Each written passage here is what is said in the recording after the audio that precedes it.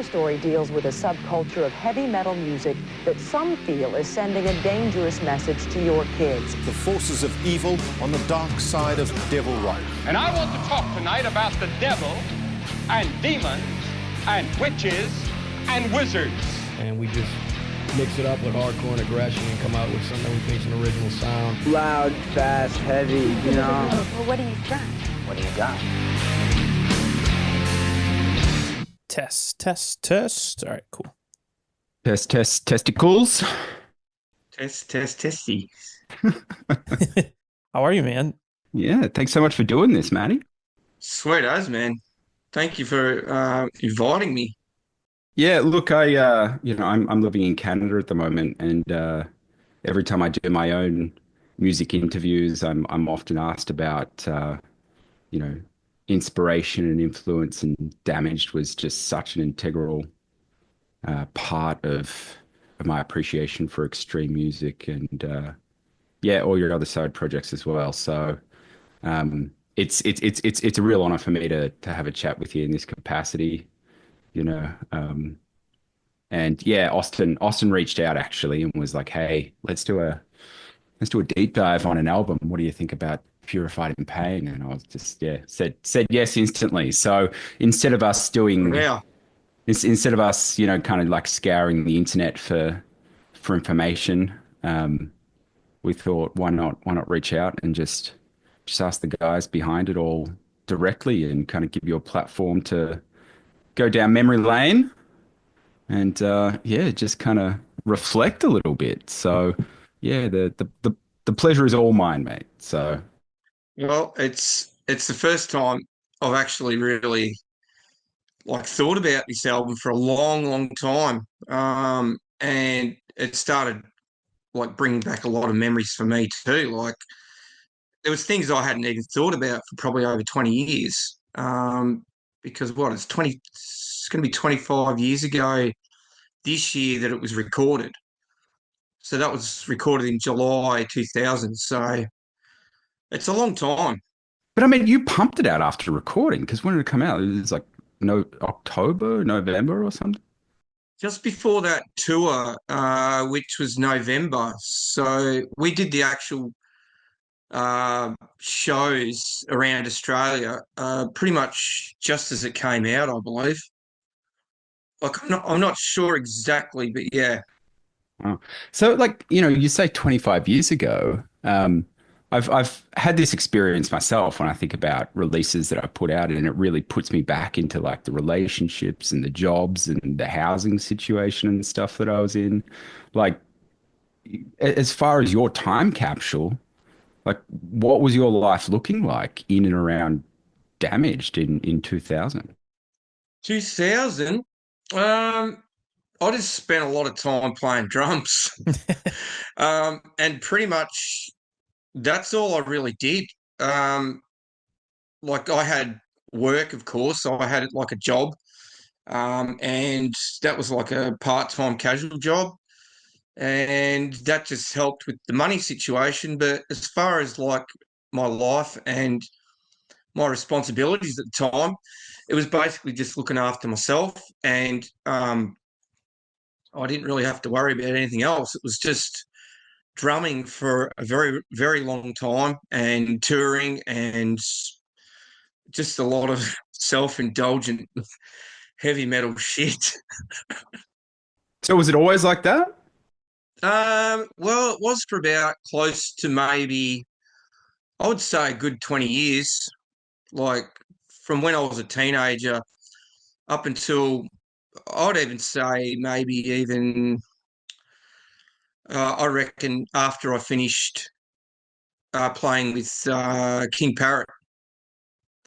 And then that's when everything changed, and I decided I didn't really want to be concentrating on music on that level, and touring and playing constant back-to-back shows, and it was a lot of physical work, and just the time frame. That's pretty much all I had time for. And at one stage, during playing with Hobbs Angel of Death and King Parrot at the same time, I basically didn't have a spare week for nearly 2 whole years straight because all I did was play shows. And that was it. So I started to think to myself, there's nothing else going on here. I do like playing drums, but I missed out on a bunch of things to do with my son and some other things like that, personal things. But I mean, if you don't give it a shot, you're also not going to really achieve much. So it was a double-edged sword, really. So yeah, I spent a lot of time on the drums, recording, gigs, just all that stuff. I mean, even just like looking up to the years leading up to this record, I mean, really your career, your nearly 40-year career in general, it seems like you're in like 5+ bands at a given time. Like, around the time of Do Not Spit, you do Blood Dust, or you do the, Sadistic Execution tour, maybe like right after supporting that record. I mean, I can't imagine there's a lot of room to breathe, but I mean, you're young, you're firing on all cylinders, it seems like. Yeah, I pretty much had no stop to the level of how much I wanted to put into it, because I've just been extremely inspired by heavy metal, hard rock, heavy metal, extreme metal, pretty much any type of metal really, except for the more modern types of metal, which I don't really particularly like. But everything to do with like 80s, 90s extreme metal and old school hard rock is something I've been extremely motivated by, artistically and musically, because I do a lot of my own art and stuff for bands and logos and all sorts of stuff like that. But very motivated to be involved with lots of different projects, lots of different styles of music, black metal and death metal in particular. I did start off early on. I was into a bit more some of the grindcore bands like Terrorizer and early Napalm Death and stuff like that was a bit of an influence to me.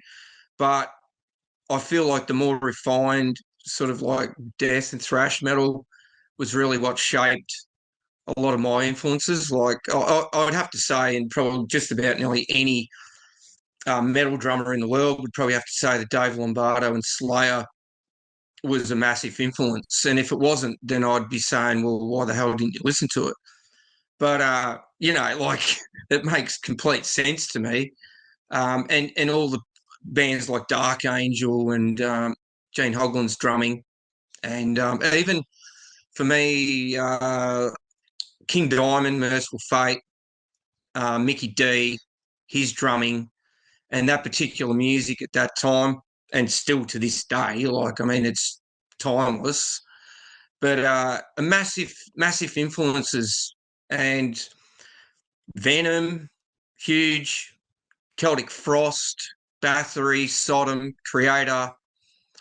I could go on for probably a long time just about the influences behind how I got into this sort of stuff, but it still 100% resonates to this day, because diehard metalheads never stop liking metal, and if they do, there's something wrong. They've lost the plot or whatever, and it doesn't make sense to me. But yeah, you know what it is. David, was we were talking yesterday. Did you say that Bathory cover they did was like your first introduction to them? Yeah. It was on Passive Backseat Demon Engines. I believe it was Equimanthorn. I was very young and very impressionable when I was exposed to Damage. I mean, you guys were local heroes growing up in Melbourne, and so I was just absorbing everything. But I remember hearing your cover of Equimanthorn and thinking, "Fuck, this sounds like sick." And I had not, obviously I had heard Bathory's version of it, but it didn't sound as sick as the Damaged version. So it was great. And I always suspected that, Damage was into bands like Terrorizer and things. So to hear that covered in full on Purified in Pain was great. Did you ever cover any of those major influences like live, or were they just kind of studios? Like, were they fillers? Like, what was Damage's? I remember when Damage first started, before it really had any sort of anything. Like the early part of it was basically just learning how to play covers, because that's where a lot of bands start. Like even heaps of bands I've read interviews with, rock, pop, whatever, they always say that they started off by doing covers of the bands that they loved. So we started off and we were playing like SOD, March of the SOD, um, Slayer. We had a crack at Slayer, but I don't think we played that very well. And like my drumming wasn't up to scratch at the time. But I've got rehearsal tapes at home here that from like early '89, like jamming through South of Heaven and like trying to do some creative stuff and Sepultura. We did live. We played what's it called? It's off beneath the remains. One of the Oh, tracks sick! we used to My play it my live. my favorite Sepultura record, actually, next to Yeah, I think Schizophrenia. it's a fantastic album, and we played a song off that for a multiple, probably about 2 years, 3 years, and then we played Slayer, Mandatory Suicide, a couple of times in '94. I remember playing it. At the Punters Club in Fitzroy one night. So there was a few covers that we really enjoyed playing, and like we just put in the set. But the Bathory one was the one that we played for a long time. Like we kept playing that one for years on end. So, and I feel like the version that we put together with the blast beating instead of just the thrash sort of just elevated those riffs, because it just suited it. It seemed to me like that was what it needed. It's so wild to me because Damage still doesn't sound like any of those bands. Like it sounds like this very, very unique kind of like indescribable, like personally, anyways. This like what is it? Is it hardcore? Is it death metal? Is it grindcore? Well, I mean, it's all of those things. Yeah, it's the meshing of multiple influences through each individual. And myself, I was very into the extreme sort of death metal stuff. And so was Hilly, the guitarist. And then like Jamie and Matt had tastes in stuff that like some of the industrial sort of stuff as well. And then you had the bass player Mohawk, who was into some more of the garagey punk, like even like Seattle grunge and things like that, that I didn't particularly like. But when you brought all those elements together, like even the bass sound that Mohawk had was just like a thick, sort of heavy, grindy sort of bass tone. It wasn't like pretty and nicely manicured and poppy. It was just heavy and dirgy. And then the guitars, the two guitars together and their styles, it seemed to really work, and it just had this nice sort of blend of, maybe one was like a more extreme heavy death metal guitar, and then the other one was a bit more of a like a mid thrashy sort of guitar.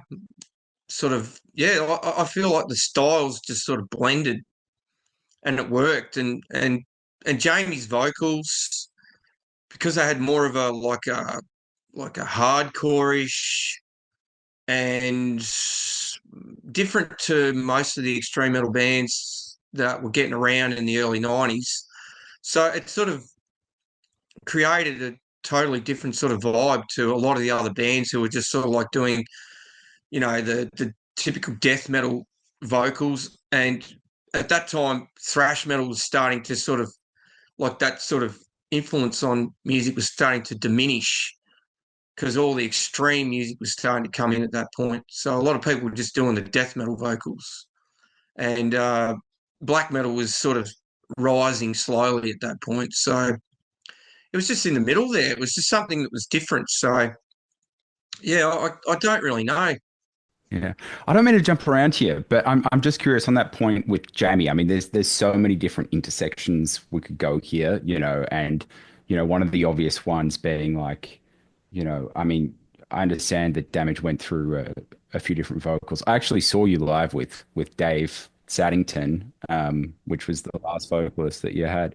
Um, and why Kevin, and maybe we'll get to that like a little later, but I do remember reading a book some time ago that was written. I believe it may have been written from Hilly, and there was an excerpt in this about how Jamie recorded his vocals, and I think it was on Token Remedies, or it could have been Passive Backseat, but I I recall reading a section that Jamie was overdubbing almost every single word to accentuate just the raw anger in his lyrics. Yeah.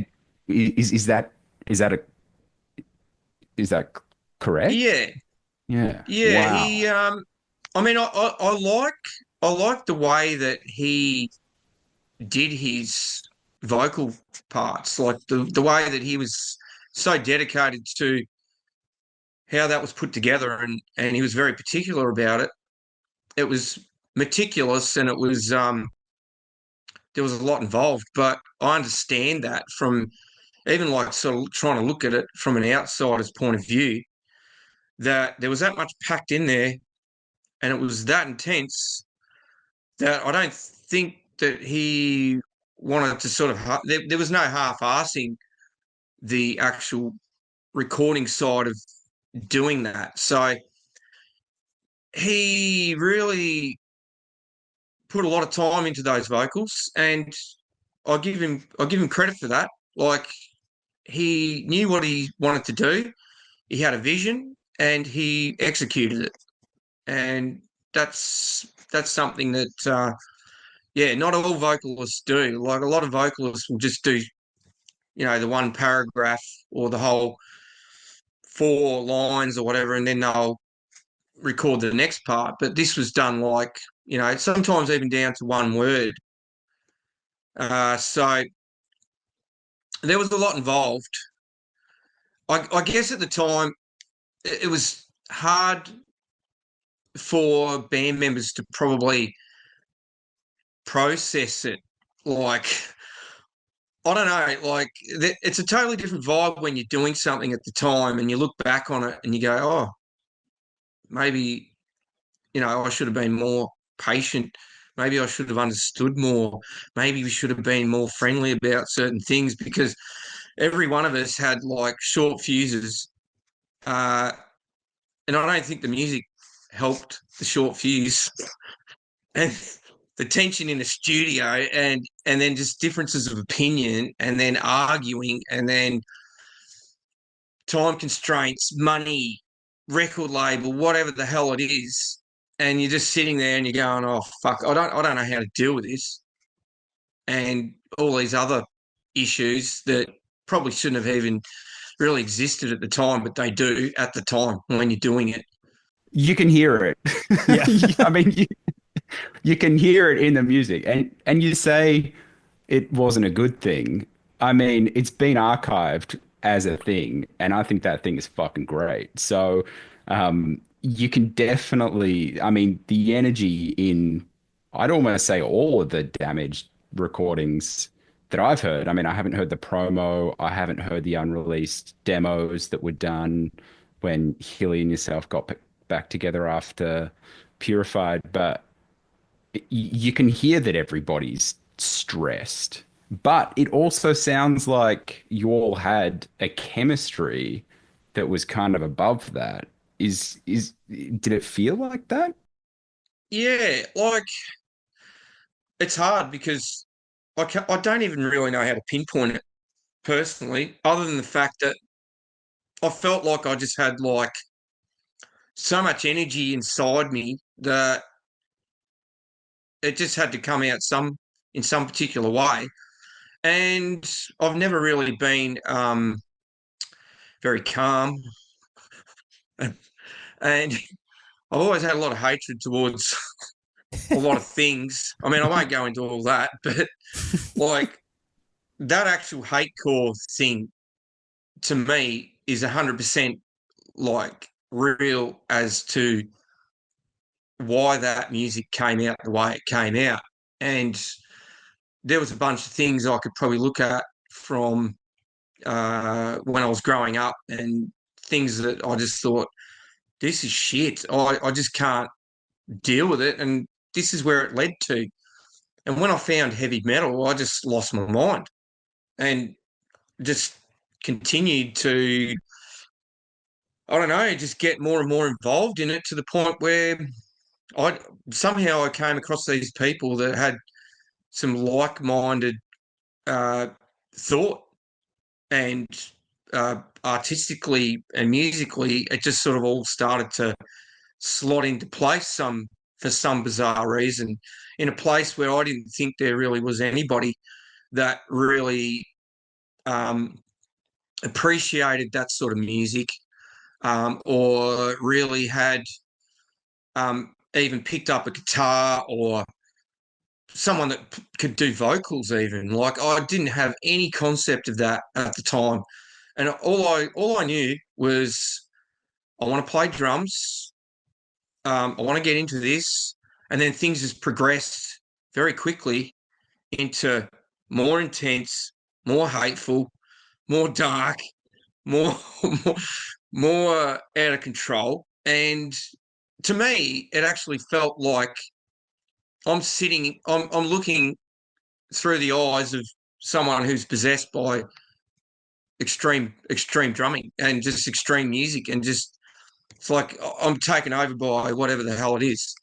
But I've always had that sort of passion and energy for that level of chaotic, violent music, and just smash it so it's gonna, you know, it's gonna get it. It's gonna really smash you.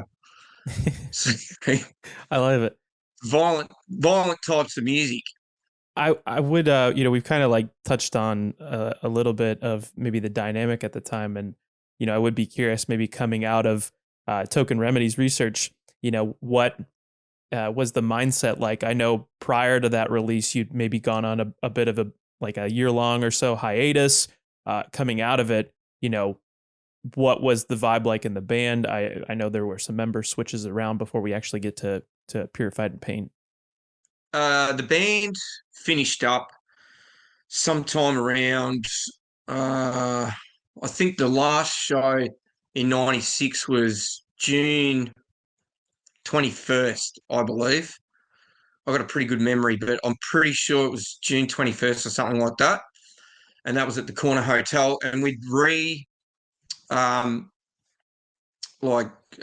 back with Jamie to do that last show after Chris Wallace had decided he didn't want to do it anymore. We got offered to play with Fear Factory on their tour in 96. And we said yes originally. And then we said no because the actual day of the gig, they cancelled because Burton C. Bell, his throat blew out or whatever. He had some ulcers on his throat or something.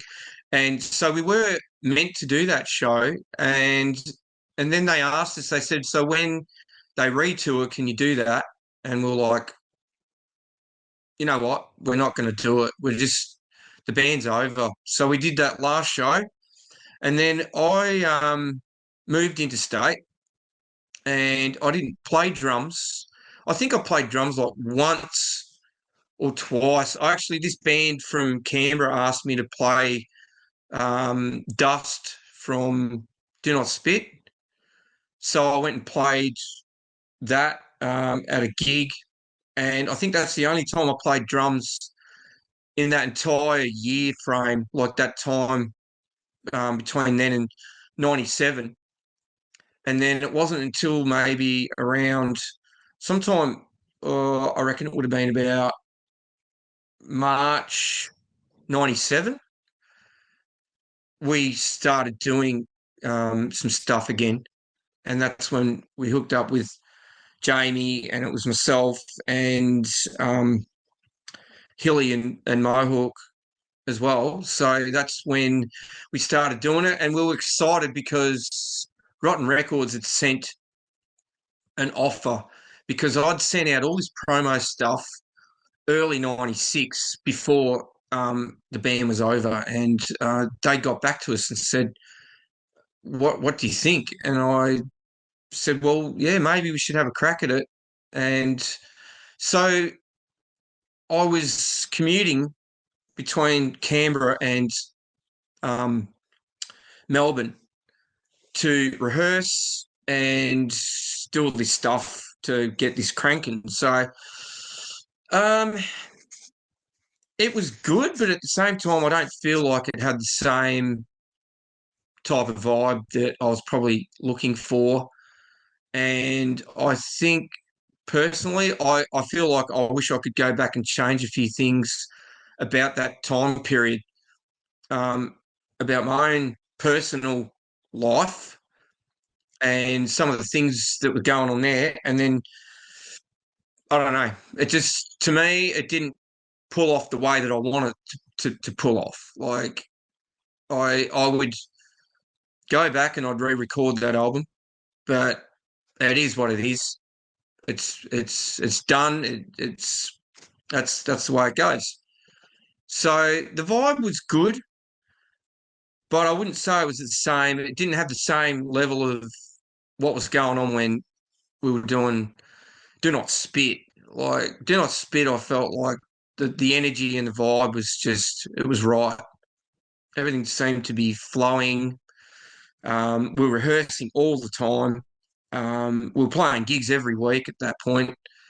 And I think we probably did probably a good few years of just straight gigs and just enjoying that side of it. But there was always inter-band issues. Like, it was always like, this person doesn't like that, and this person doesn't like what he says, and there was issues that were brewing the whole time.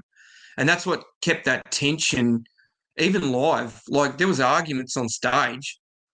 There was arguments at quite a few gigs where in the middle of a song, there's abuse being hurled at each other. And it's like, why?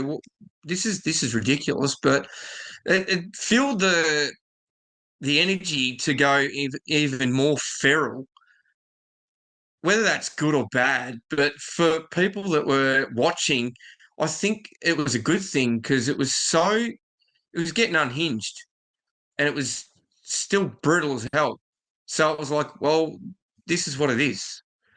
If the band members hate each other, the band members hate each other, and that's the way it is. So there was a bit of tension rising through the recording of Token Remedies research, and it got to the point where I remember I finished my drums and I just split. I left the studio and I never went back. I didn't watch any of the vocals being recorded.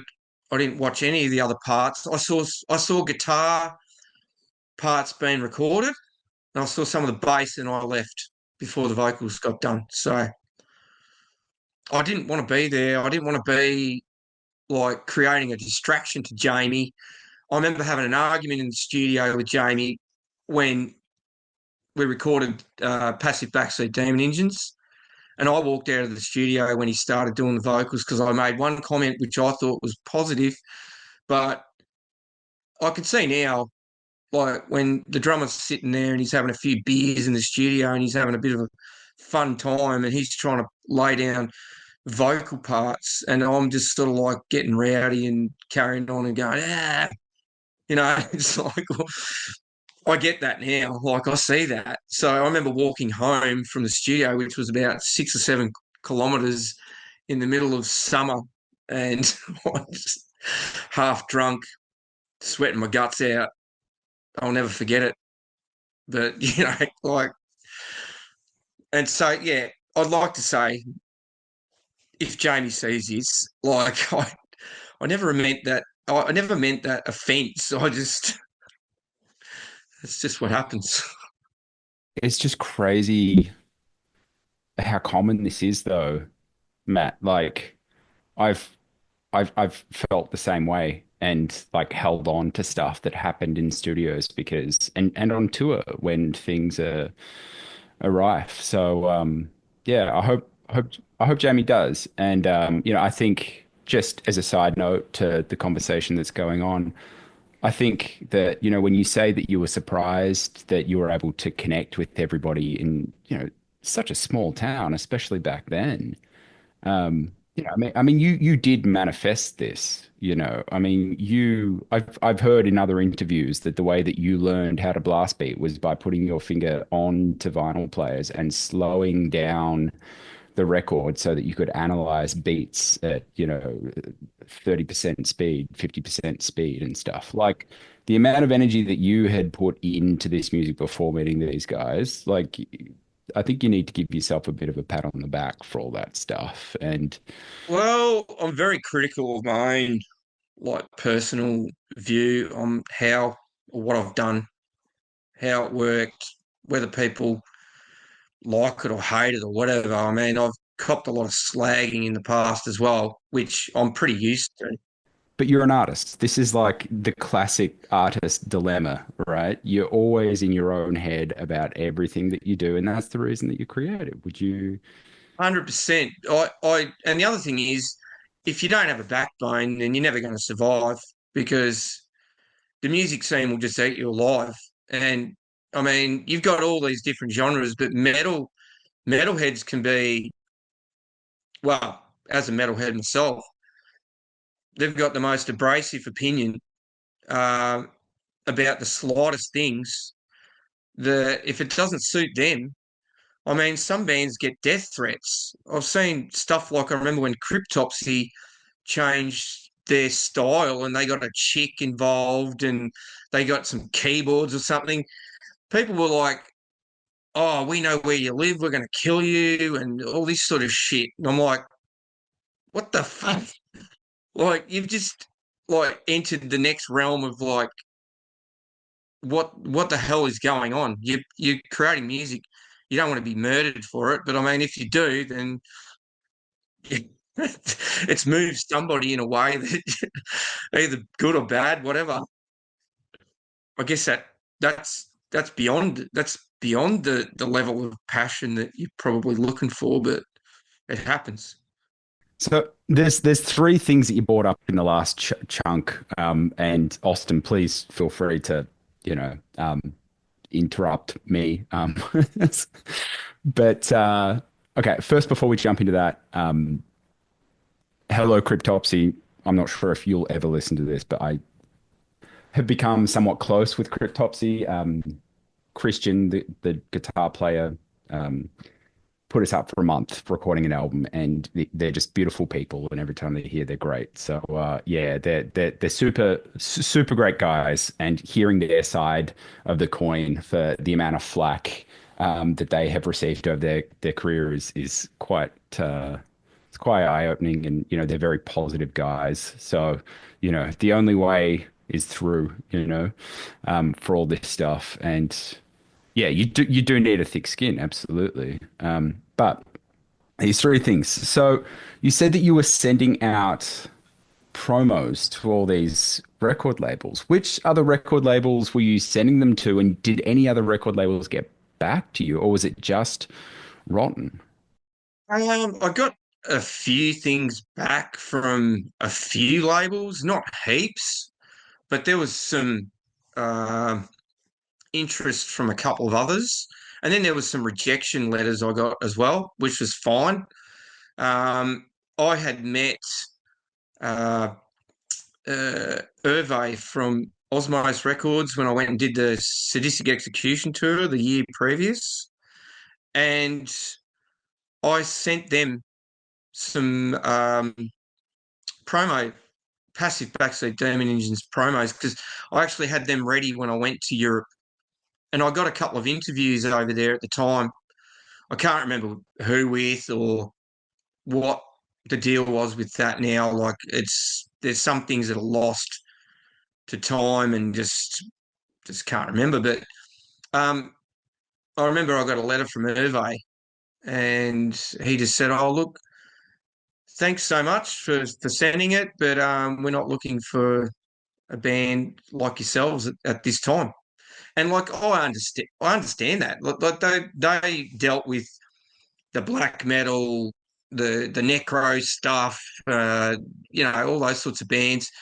I think they had they had the main sort of European contenders on their label at the time, because when I got to Europe for the SADX tour, the first place that we pretty much went to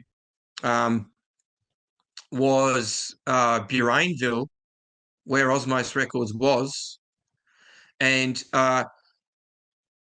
Hervé said, "Oh, look, I've just got to go and get a couple of things." He came out, he went into the office, came out with the brand new Immortal album that hadn't even hit the shelves yet.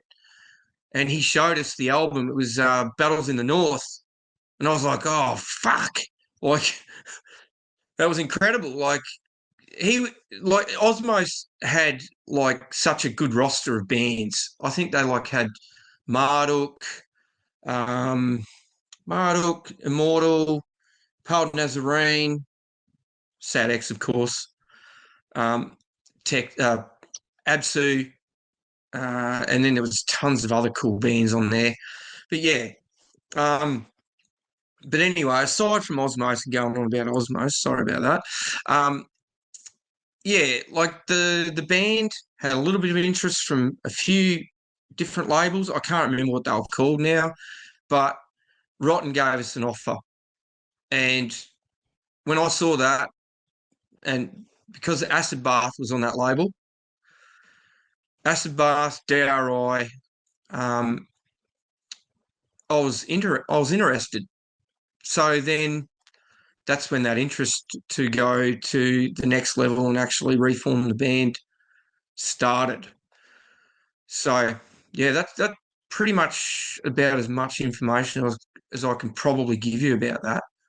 Yeah, I understand. I can sense that there are some sensitivities there, especially with the terrorist name and things, and we can definitely skirt around that, absolutely. But I guess I'm curious, did you have intentions to take Damaged overseas?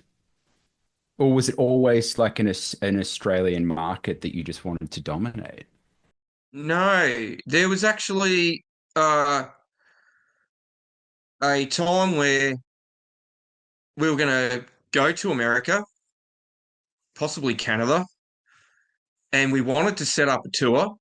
So Rotten Records started talking to some bands, and he got in touch with Morbid Angels management, which was Gunter, whatever his name is. Right. I know the first name for sure. Yeah, and so he spoke to him and talked about what we could do to get on a Morbid Angel tour, and so he was negotiating, trying to get that to happen. He also had reached out to Cannibal Corpse, because we'd played with Cannibal Corpse in Australia for a few of the shows. We played 2 shows in Sydney and 2 shows in Melbourne with Cannibal Corpse in 95. So we were looking at doing something like that. But things in 97 just didn't pan out that way. And things started to go pear-shaped. And I don't really want to say too much, and I don't want to create any sort of negativity around that. It's just what it is. and there was no agreement made. So at the end of it, it just sort of went, oh, well, that's not going to happen. Earlier on, we tried to go to New Zealand. A certain person that was booking it created some dramas with the booking agent in New Zealand. So that got canned. So there was two sides to it. People want to see the band, but then there's this bad karma, bad shit going on that can't be sorted with the getting things to the next level, taking it to overseas, taking it on the road to different places in Australia, because Australia we could have done a lot more outside of Australia, but it is what it is. Plus, I feel like there was other things going on, people's personal lives, habits, without explaining what habits means. Typical metal bands doing typical metal things, and myself included. So I don't like, I look back on some of that and I wish I'd changed some of the attitude towards those things. But that is just how it went, and that's the history, and I can't erase it, I can't change it, and I guess I've got to basically have no regrets towards it, because I've thought long and hard about some of those things, and I go, well, I can't change it. It is what it is. Whether people like it or they hate it, it's done now. So I mean, perspective's a crazy thing though, because people that are removed from Damaged and just get to experience it as listeners have no idea about any of this stuff, right? And it's like a gift. So it is really it's just so interesting to hear about I guess just like this overall feeling about the band when so many people that I know feel that this band has like changed them for in such positive ways. that's a good thing. Yeah, and I also feel that being a person at the time that Damaged was active, you to everybody anyways, this is undeniable. This is not me blowing wind. This is not me exacerbating it, but everybody was cheering Damaged on. Like, I'm curious if the international bands that came down and had you as the support were as encouraging, because it seemed like you should have blown through that roof. And I know that Australia was very far away, and the 90s was a different time. And there are so many bands, it's not just Damaged, that just didn't get their dues because of the time and place, and the internet wasn't around, and it was more difficult to get grants, to support and help flights, and all these other things that have made breaking out and playing the global stage just a little bit easier when it's so difficult for Australians, especially back then. But yes, you were local heroes, and I'm curious if the international bands were also kind of, how they spoke to you, how they treated Damaged. I can say that there was a few international bands that we played with that were actually very positive. And they actually went back to where they're from, and they did talk about the band, because I've had people from overseas explain how they were introduced to Damaged. And there were bands like Cannibal Corpse and the crew, the road crew guys. They had their own little camera, like video camera, and they took footage of the band on that tour. And they took it back to America. They told people about it.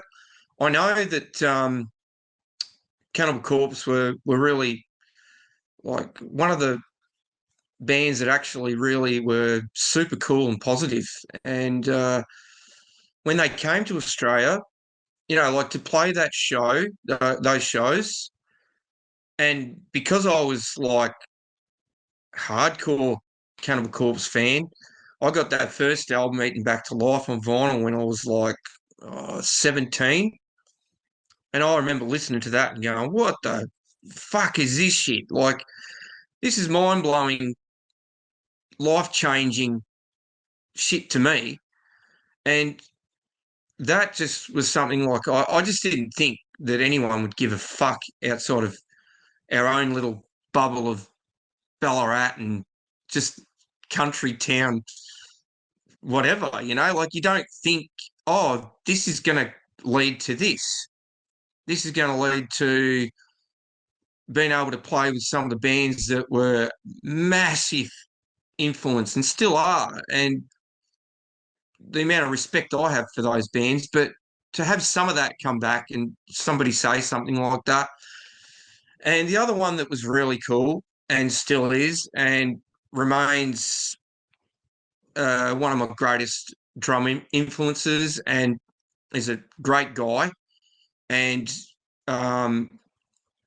probably like for the genre of thrash metal next to Dave Lombardo, it's Gene Hoglan. And that guy's been super cool. And I remember we played with Strapping Young Lad in 98 it was, Damaged, played with Strapping Young Lad. And we hung out with Gene before, after, during, whatever. Like, he was not one of those guys that's like, I don't want to talk to the support bands and I don't want to have anything to do with this and that. He was like, come on, let's go out, let's have drinks. We went out in Sydney, King's Cross, and we were drinking with Gene all night and just talking about metal and whatever the fuck, Dark Angel, and I wanted to know a bunch of things. So he got my phone number at the time, and one day I was just sitting at home, the phone rings, and it's Gene on the phone. And I'm like, what the fuck? And he was in Australia for, I don't know if he was there for just a promo tour or whatever it was. It was early 99, or whether they were playing, I can't even remember, but he said, oh, what are you doing? I said, nothing. He said, do you want to come and meet me in St Kilda? So I went down to St Kilda, and he's just an awesome guy and just a sick drummer. And it's just nice to have some connection with the people that I was influenced by, and that they're actually people too. They're not just like part of the industry and you can't speak to them and there's managers standing there and there's minders and handlers and there's like this big like divide between the shitty little fucking support band and the big headliner act or whatever. These guys were just like, yeah, we're fucking just metalheads and let's hang out and fucking whatever. So that's cool. And, like the guys in Mayhem as well. I got a connection with Mayhem through playing in a band with Attila, Grave Temple, and the guys from Sunno. And I met them, and they're some of the most awesome, down-to-earth, personable people, regardless of like the backstory of the murder and Burzum and fucking Euronymous and all the other crazy shit. They came to Adelaide in 2015 to play Soundwave, and I took them to have a barbecue down in Brighton Beach, and hung out with them. And they're just cool people.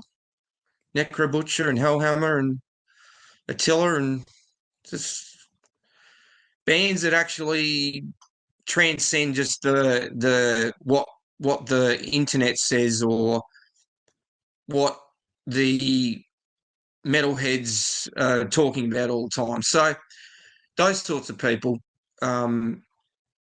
say nice things, do cool stuff for you, and it's beyond just like that whole trying to push shit uphill with trying to make something that's not there. Yeah. It's actually real people that give a fuck about each other. So I am curious. It seems like, at least that the title, Purified in Pain, had been kind of floated around for a little bit. I noticed there's a promo from like 96 where Purified in Pain is like a track on the album. In that kind of like few years before you get into the studio, how long had you been working on the record? Are there any demos where Jamie is featured? What was, where does that start to begin? Where does that start to form? I think the writing for that album started sometime in early 98. And Jamie was pretty much nearly at the end of playing in Damaged at that time. He did his final show, I believe it was early 98. So it was around March 98. We played a street gig for some festival that was in Brunswick in Melbourne. And it was there was a bunch of venues, and they're all doing there was mainstream indie, pop, metal, whatever the hell, rock. And we just so happened to do this show like it was on a Sunday on the street, and it was quite good. But that was the last time I think Jamie sang with Damaged. And then we were writing songs at that time. And then we did a couple of demos. We did like 2 demos, I reckon. I don't know if I still have copies of those, but I actually sent those demos to Kevin Sharp sometime in 99, I think. Yeah. So there was a bit of a area where there was nothing going on really also. This is a great intersection right here that I'm sure a lot of people are curious about. But firstly, when did you connect with Kevin? And it sounds like you had Kevin in mind by sending him those demos. Were there other people, or was it just Kevin that you had in mind? I think at the time, from memory, I just kept thinking Kevin the whole time, because I was a fan of Brutal Truth, and that first album, Extreme Conditions, is just like something that I was like, this is off tap, it's like unhinged, grind, whatever you want to call it. I'd say you just call it sort of like grindcore. I don't know. Is that what you call it? I mean, they got the thing that I love about Brutal Truth is just how much they just leaned into just being this boundless grindcore band. So, when they started hitting like Sounds in the Animal Kingdom and shit, it was just like, what the fuck is this? Even the sophomore record is like drastically different from that. Like, it's like, oh, now we're just like an industrial band kind of thing. I'm like, oh, all right, we're just going for it. I really think the writing is very interesting, and the guitarist Gurn, I think his name is. Yeah, he's just got like this sort of like style that meshes up all sorts of chaos and just totally off the charts. And Danny, mental.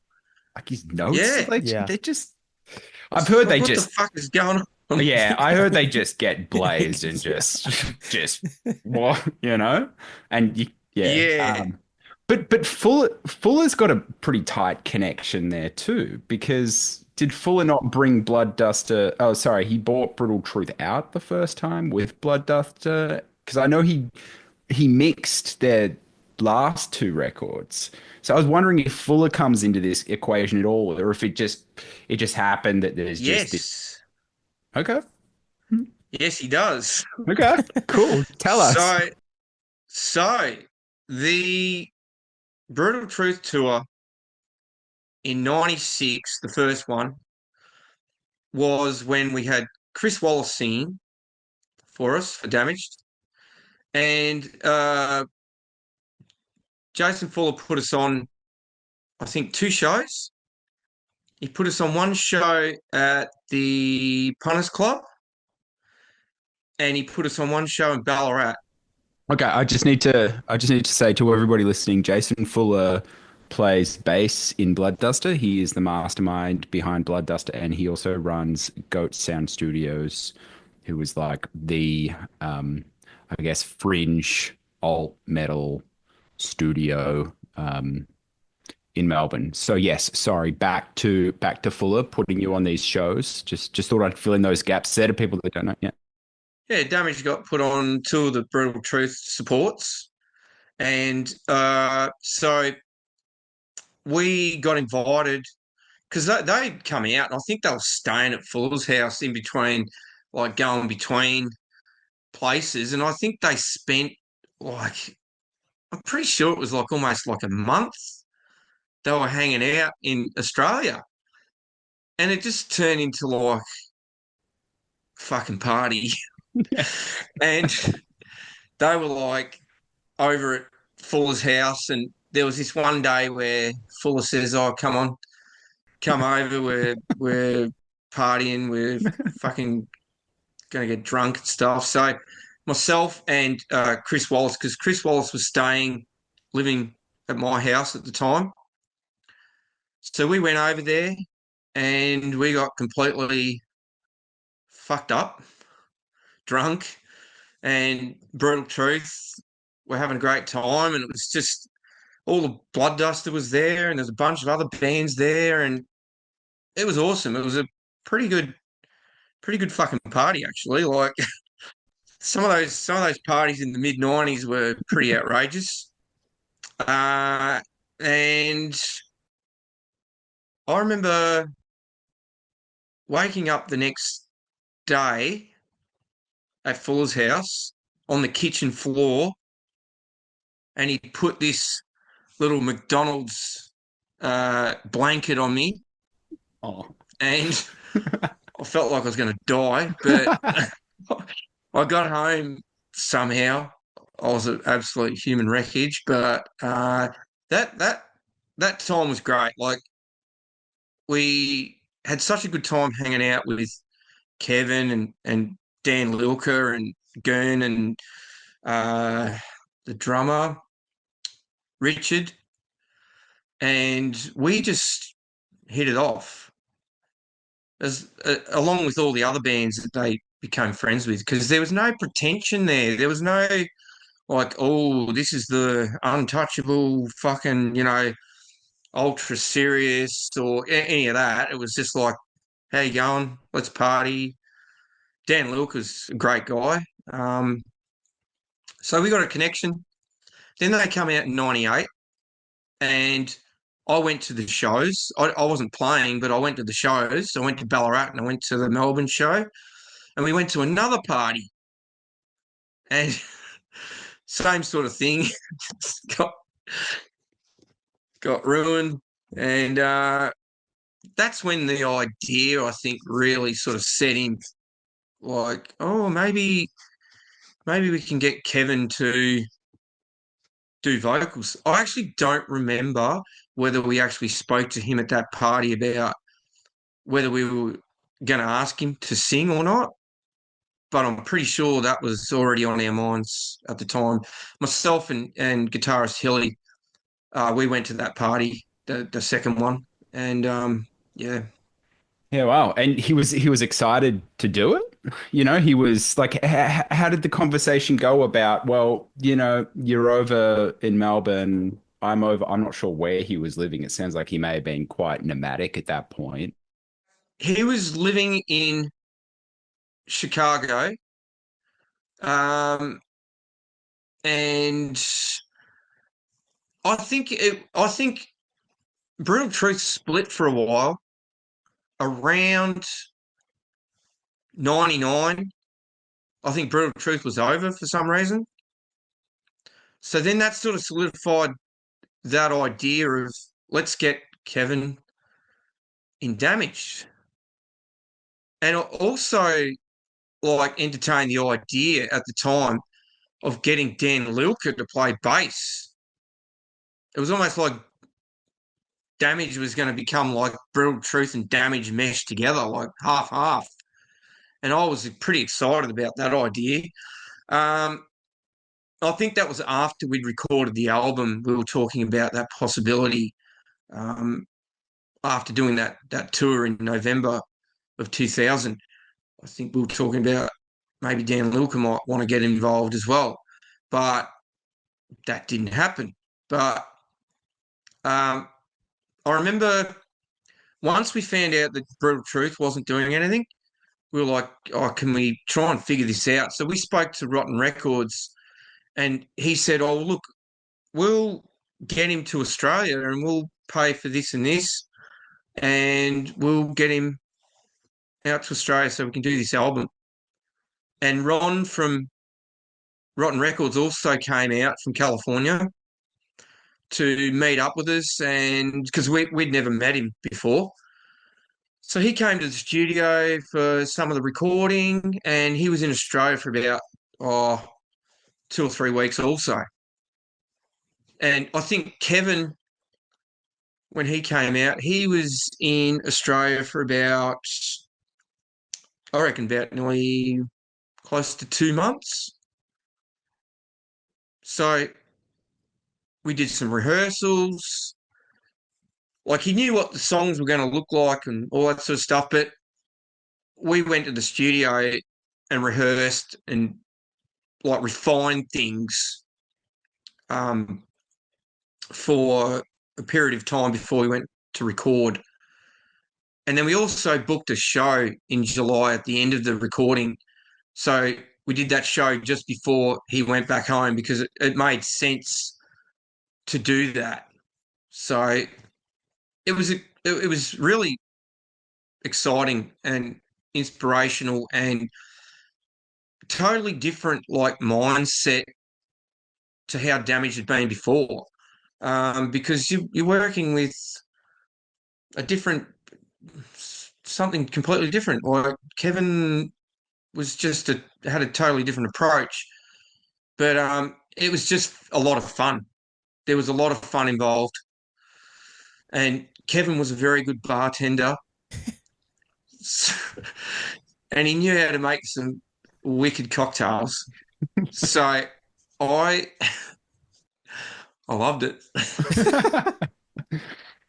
I'd love to hear Kevin chime in right now with a couple of his favorite cocktails. Yeah, right. Martinis, whiskey sours. With Kevin coming over, okay, so you have like some time to prepare. How much of the record had been written? What were his contributions? Like, I see also, he's listed along with the band as a producer. Like, what was his overall, contributions to this record and the band? I think from memory, some of the songwriting, like as far as like how the songs looked, edit a few things, add a few things. This needs more time. This needs less time. Maybe get rid of this part. Maybe add that part. Like just general songwriting sort of stuff and interjecting with those sorts of ideas, which I really enjoy that process of the songwriting where you're like, oh man, this is going to sound good if you do this. Or even us saying, what if you do these vocals on this riff and just see how that goes. So we were doing a lot of bouncing off of this idea, that idea. Yeah, like there was a lot of cool stuff going on, and really enjoyable to just hear this fresh perspective and have someone there sitting there saying, "This is what I think." That was done in the rehearsal space together, or was this like, did you record demos and send them over and then kind of finesse things? We sent the demos over, and so he had a like few months of just listening to the songs, listening to the demo. I mean, from what I remember, when we went and did the demos, we smashed it out like they were just like, you're just playing like a live set or something like that. And it was rough, but that's all we really needed at the time. I'd love to hear those. I'd like to find them, actually. I've got tons of damage tapes, but I haven't even bothered to fish them out, put them on, go through them and actually listen to them. Like, they're all sitting there. There's probably about a dozen or more. There's pre-production demos for Do Not Spit, which was recorded at the Great Britain Hotel, which actually doesn't sound too bad. There was a few bits and pieces. I've got a friend that's actually got one of them filed, like put on in proper sound files, which I would like to have a listen to and possibly do something with at some point. But off that side of it, Purified in Pain, I think there was about two demos making up the majority of what happened with that album recording in the end. And the inclusion of the Terrorizer cover. I don't know when that was sort of brought into it or what happened there, but I remember just thinking it probably seemed like something that would suit Kevin and Damaged. So we just did it. How long did it take to write the record? And was this primarily Hilly and yourself just bouncing off each other, getting those demos, those like kind of primitive versions of the songs done? And I'm curious where you rehearsed as well. It's a place in North Melbourne, down near the train line, near North Melbourne Station. What's it called? Heaps of bands went there. Is it the Sound Vault? Sound Vault. Okay. Yeah. So we have a question.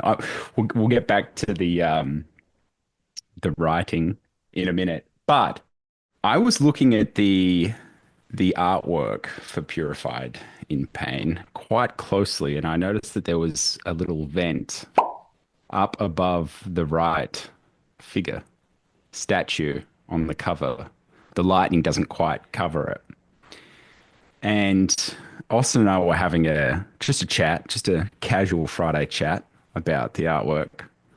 And Austin noticed that it was credited, the art was credited at this studio, this rehearsal studio. What was it called? Oh, it's hidden in there.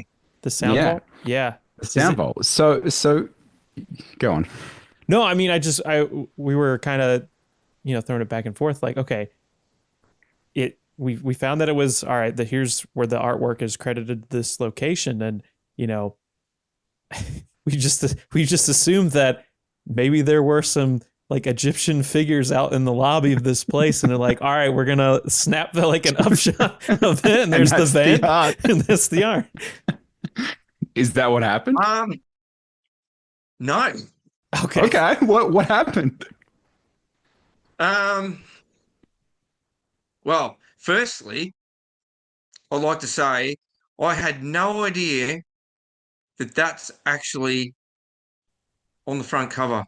You can see a little ventilation duct above the top right statue. And when I was looking at it, I was like, I'd asked Austin, and I'd also asked Luca, my best friend, and we play music together. He also loves the record. Hi, Luca.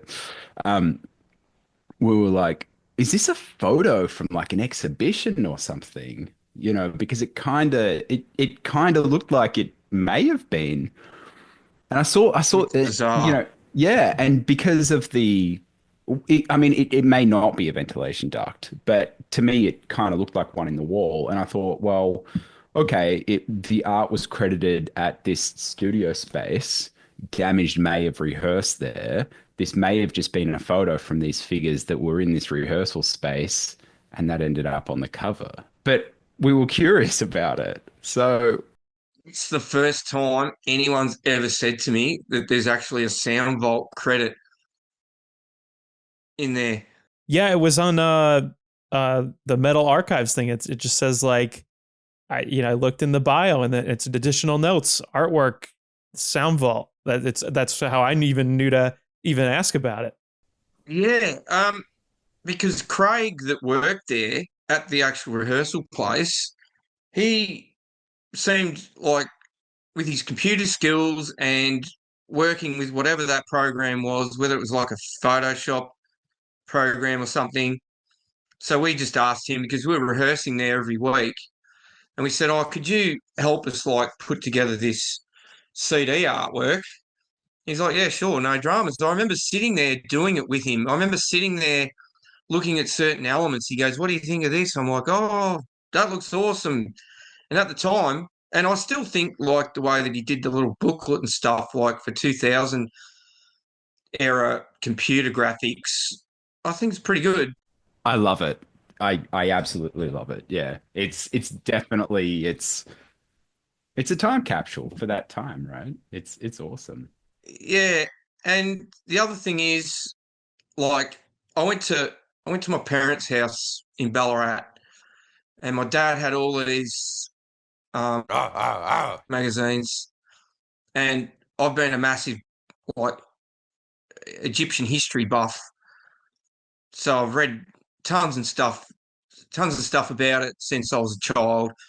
I really wanted to go and see the pyramids. I wanted to go and see the tombs, whatever, all the pharaoh stuff and the mythology and everything about it. So I was obsessed with this whole idea about Egyptian mythology and the pharaohs. And I came across this article and I was like, that picture is something that just I really wanted to use. So, I mean, I probably breached some copyright laws there. I mean, lots of bands did. Actually, case in point, in Pale Nazarene, on the Ugra Karma album, they got in a lot of trouble for using the was it the Krishna picture, Vishnu, Yeah, they didn't get a license. Is that what happened? and they were highly So they had to change that album cover. They got a new version of it after the original one came out because there was a lawsuit about it. But anyway, yeah, we didn't get into any lawsuits with or anything. That's great. So I guess it was just, just a friend at the rehearsal space that you were rehearsing at that helped you pull together this artwork. Yeah, Craig was really good. Like we rehearsed there for years and years and years. I did rehearsals there with Hellspawn. I did rehearsals there with the Bremelin. Um, I think there was a couple other bands as well, but Damage rehearsed there for a number of years, up until sometime I don't even know, probably around that time, Purified and Pain time. We did all the preparation for the tour there as well, like in later in 2000 as well. So it was pretty integral to how that album all developed. So how long were you rehearsing to write the material from Purified, circling back before I just took that off to the artwork tangent that we just that we just went on? That's all right. That's extremely interesting to me what you just said about that. I just can't believe it. Actually, it took me 25 years to realise that there's a credit for Soundvault on the actual front cover. Well, I don't know if it's on the front cover, but it was somewhere listed. Yeah. Right, that's cool. So what was the question? How long did it take you to write the music in the skeleton form before you sent it off to Kevin? I think it would have been a few months. I reckon it would have been like the early parts of '99, like probably around about probably March through till around about maybe September, maybe just off and on. I can't like, yeah, I can't specifically remember because I actually think we did a lot of rehearsal around the corner at a friend's place from our guitarist in West Brunswick, I think it was, because he was a drummer and he let us rehearse there just as a two-piece because it didn't seem logical to go and rehearse as a full band in a rehearsal studio with just the two of us. So we went and um, rehearsed at a friend's place and recorded some of that stuff there. And yeah, it was off and on for maybe 6 months, just stuffing around with ideas. A few things that didn't make it. Yeah, that was going to be my question. Was Damage the type of band that would go in with more songs than you expected to come out of the studio with and just keep, the finer cuts? Compared to Token Remedies research, which I'm disappointed about Token Remedies because of the lack of material that we didn't write, and we re-recorded some old songs for some dumb reason, which there's no purpose for that really. There was no purpose for doing migraine and stuff like that on Token or internal dismemberment. I just don't see the point in it, or dust, or whatever it was. That seems sort of counterproductive to me that happened, but I won't go on about Token. We prepared ourselves a lot better for Purified as far as the material goes, like writing stuff and making sure that that was like covered because it was just the two of us and it made the writing easy. There was no real distraction and we just bashed it out at our own leisure, really, because we're like, well, there's no point in trying to push this.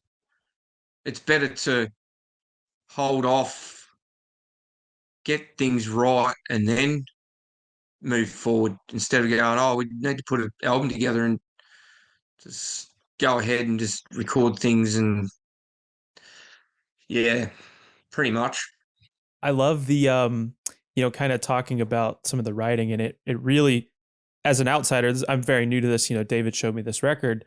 After a few listens, it really does feel, and kind of hearing you talk about it, the interplay between your playing and Hilly's playing, where like you get to a track like Open Season, and like you're just like where like maybe Hilly's like laying down the foundation, you'll cut out and you just get to go like fucking ape shit in certain parts, like so crazy.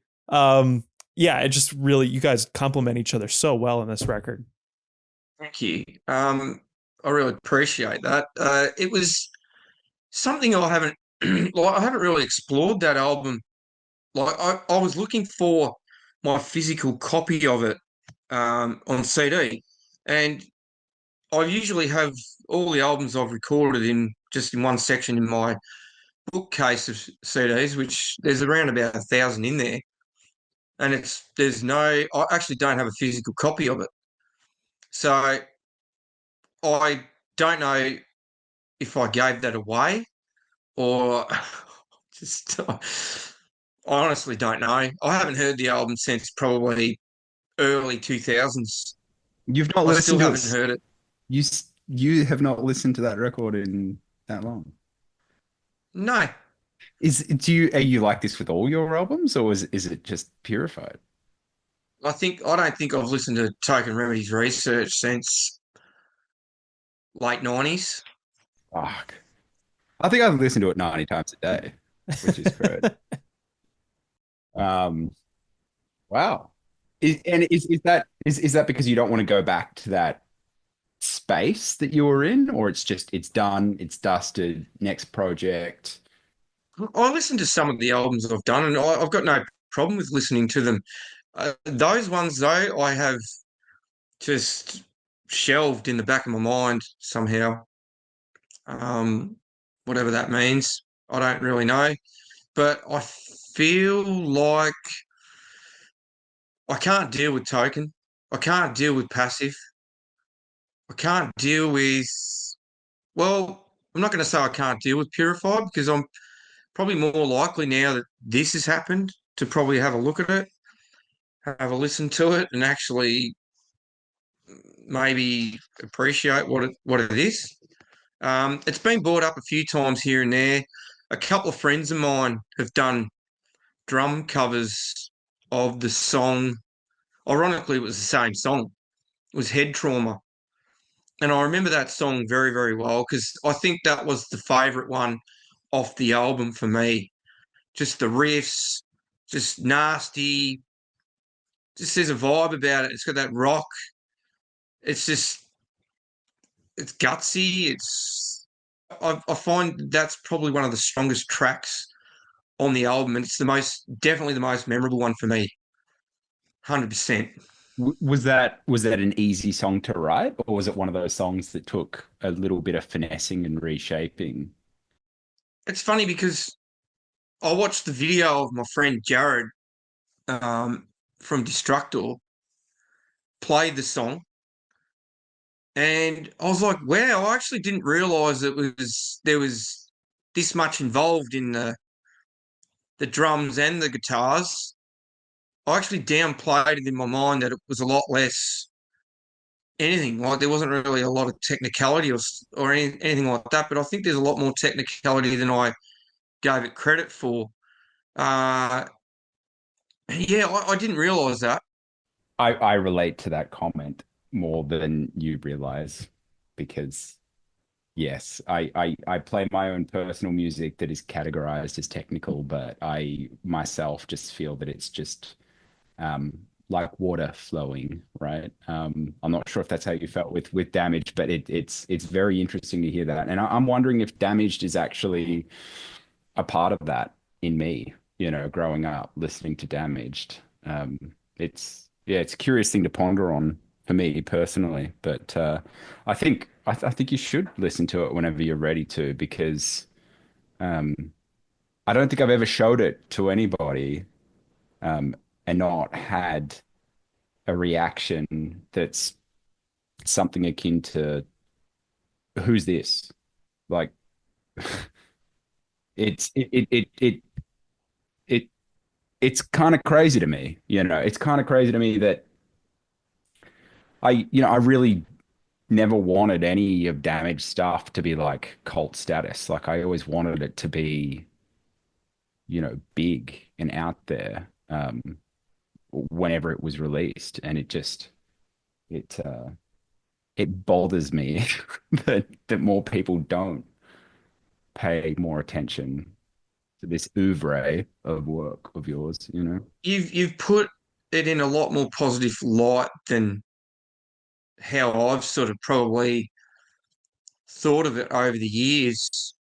Like there were certain individuals that expressed some what would you say? I would say a bit abrasive, like their take on it, which I'm used to people saying abrasive things, but sometimes you sort of go, oh, okay, like shit, you really don't like it. That's fine. But I get it. Like there's things that you listen to, a band brings out this, a band brings out another album, the next thing you just you don't like it or you just think it just doesn't hit it like it should. But yeah, there was some negativity surrounding Purified and Pain when it was released. What was that negativity? Largely, yeah. I think stylistically, and I think also vocally, because it was Jamie had been there for those three previous releases that people just that's how it goes. Vocalists seem to be something that people can't get past sometimes. And that always creates some sort of drama. Every time a band who's got some sort of solidified career or something's going a certain way and then that vocalist is gone, people either shy away from it or they will hang around to see what happens, and they either like it or they absolutely hate it. And you see this happen all the time. There's the constant barrage of online abuse from people about certain bands, and this guy's not good, and this guy's will never fill the shoes, and blah blah. And it's like, I don't know, like, Yeah. I just like, can we just take stock of this, just like whole, um, I guess the people that have sang in your band. So just to name a few, you've got Jamie, you've got Kevin Sharp, you've got Stormer, you've got Attila. Like you've like the vocalists that you've managed to jam with have been fucking nuts, you know? there's been a couple of good ones. Yeah. Yeah. Yeah, you have. Yeah, just wanted to shout out that, you know, just for a little bit of perspective there. But no, you're totally right. And, you know, going back to Cryptopsy, I mean, they had a very similar response when Matt joined as well, but it's, you know, I mean, it's not to take away from Jamie. Like Jamie was definitely an incredibly unique instrument, I would say. Yes, and he was instrumental in that how the band became what it was. Even his vision, like back in the early days, and like artistically how he put out some of that stuff. Art of Destroying Life demo, the Do Not Spit album. Like we worked, even Jamie and myself, with some of the drum stuff. Like he talked to me about some of that, and we worked together. Like we were doing a lot of stuff together, and quite a friendship. And you know, sometimes there was differences of opinion, and this leads to some of the conflict. But everybody in that band is responsible for conflict. So, you know, it's there's a lot to say. I mean, I could probably talk about it for a week and it still wouldn't be fully revealed. It's just ridiculous. But it is what it is, and people change, people's ideas change, people's attitudes either get better or worse or whatever. And it makes it either difficult or it makes it easy. So, and that's not to say that I haven't been difficult, because I know that my attitude towards some of it was pretty difficult for some people to deal with too. So I'm not blameless in saying that my particular outlook on things and the way that I dealt with some of those things wasn't smooth for anybody to deal with. And if I got in a bad mood, I probably throw a snare drum at the wall, which I did a few times. So yeah.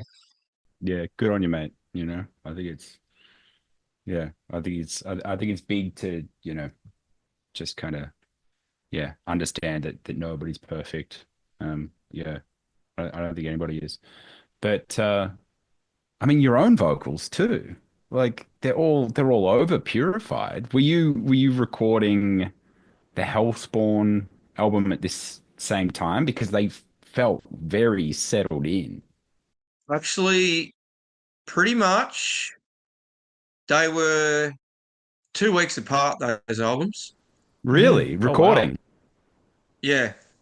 So was Hellspawn first or was Damaged first?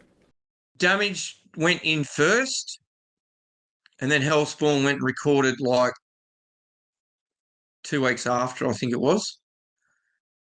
So I'm pretty sure that was like at the tail end of tail end of July, Hellspawn, July 2000. I've got a pretty good memory for that at that time, and preparing for that album, and for Hellspawn as well. Like, ironically, with that Egyptian theme as well, which I don't know if many people would even know this and whether or not they like it or care about it or whatever. But the fact is that that album, Hellspawn album, is called Lords of Eternity. And that was a book that I read in relation to some Egyptian pharaohs, like a history book that I was reading. And I was inspired by that. And that actual song on the Hellspawn album is about those Egyptian gods and pharaohs and the history behind that. So there was two albums back to back, and they both ended up being well, look, I got questioned about the Egyptian theme with the Damaged thing. I copped some shit for that. I even saw a couple of reviews when they came out from some magazines, and they said, what the fuck has this got to do with fucking this, And they said, if you're going to do it, the only band that can do it is Nile. And it was like, fair enough, whatever. I'll take the criticism. If you don't like my band, I don't give a fuck either. So it's just, it is what it is. I chose the picture as like something that I wanted to put on there, and it meant different things for me as it probably means different things for other band members or whatever. It was like a cleansing and a starting and a new process sort of thing, if you want to boil it down. This is great. Is that where the title came from? Is it about mummification and that whole process of preparing a body for the afterlife, or is it otherwise? Yes, Mm, exactly. cool. Very sick. So that all tied in with that idea of like Damage has gone through all this shit. Mm. Yeah. Now it's going to That's be going into the next fucking realm rules, dude. of Okay. That's so sick. So, like some people would look at it and they go, what the fuck have you got an Egyptian themed cover for? Like, it doesn't make any sense. Well, that's my explanation for it, whether whatever that means to someone else. But that's what I thought at the time. I thought, well, that ties in very nicely to what's happening with the band, new moving into a different direction, different things happening. It's almost like a process of that mummification. Yeah. So you and Terry were pretty busy boys. You're in the studio doing Purified in Pain, and then you're back in the studio. Yeah, yeah. So we were doing gigs with Hellspawn. Um, we were doing the Damaged album, Hellspawn album, hanging out a lot, doing a bunch of music together. So that was cool. That was a good thing. I got Terry involved because we'd been doing Hellspawn, which was previous to that, it was called Engraved. And Engraved did like a demo and whatever, like back in, I think it was late 98, something like that. And then the band, it was a lineup change with the guitarist and the founder of the band. And then I changed it into Hellspawn. And we just went from there, and then also got it signed up to Rotten Records and all that sort of stuff. So it was a good creative time, like doing those two things at the same time. That was also a bit of a who's who band as far as who was playing. Just to anybody that is listening that may not know about the Hellspawn lineup, it had Rizzo on drums from Blood Duster. Was it one of the gospel guys on guitar? Chris, Yeah. yeah, Chris Masochist, who played guitar in Gospel of the Horns, Mm-hmm. and Jay Sanders, who ironically has the same surname as me. He was from Anatomy, plays bass for Anatomy, and Terry. So it was pretty cool.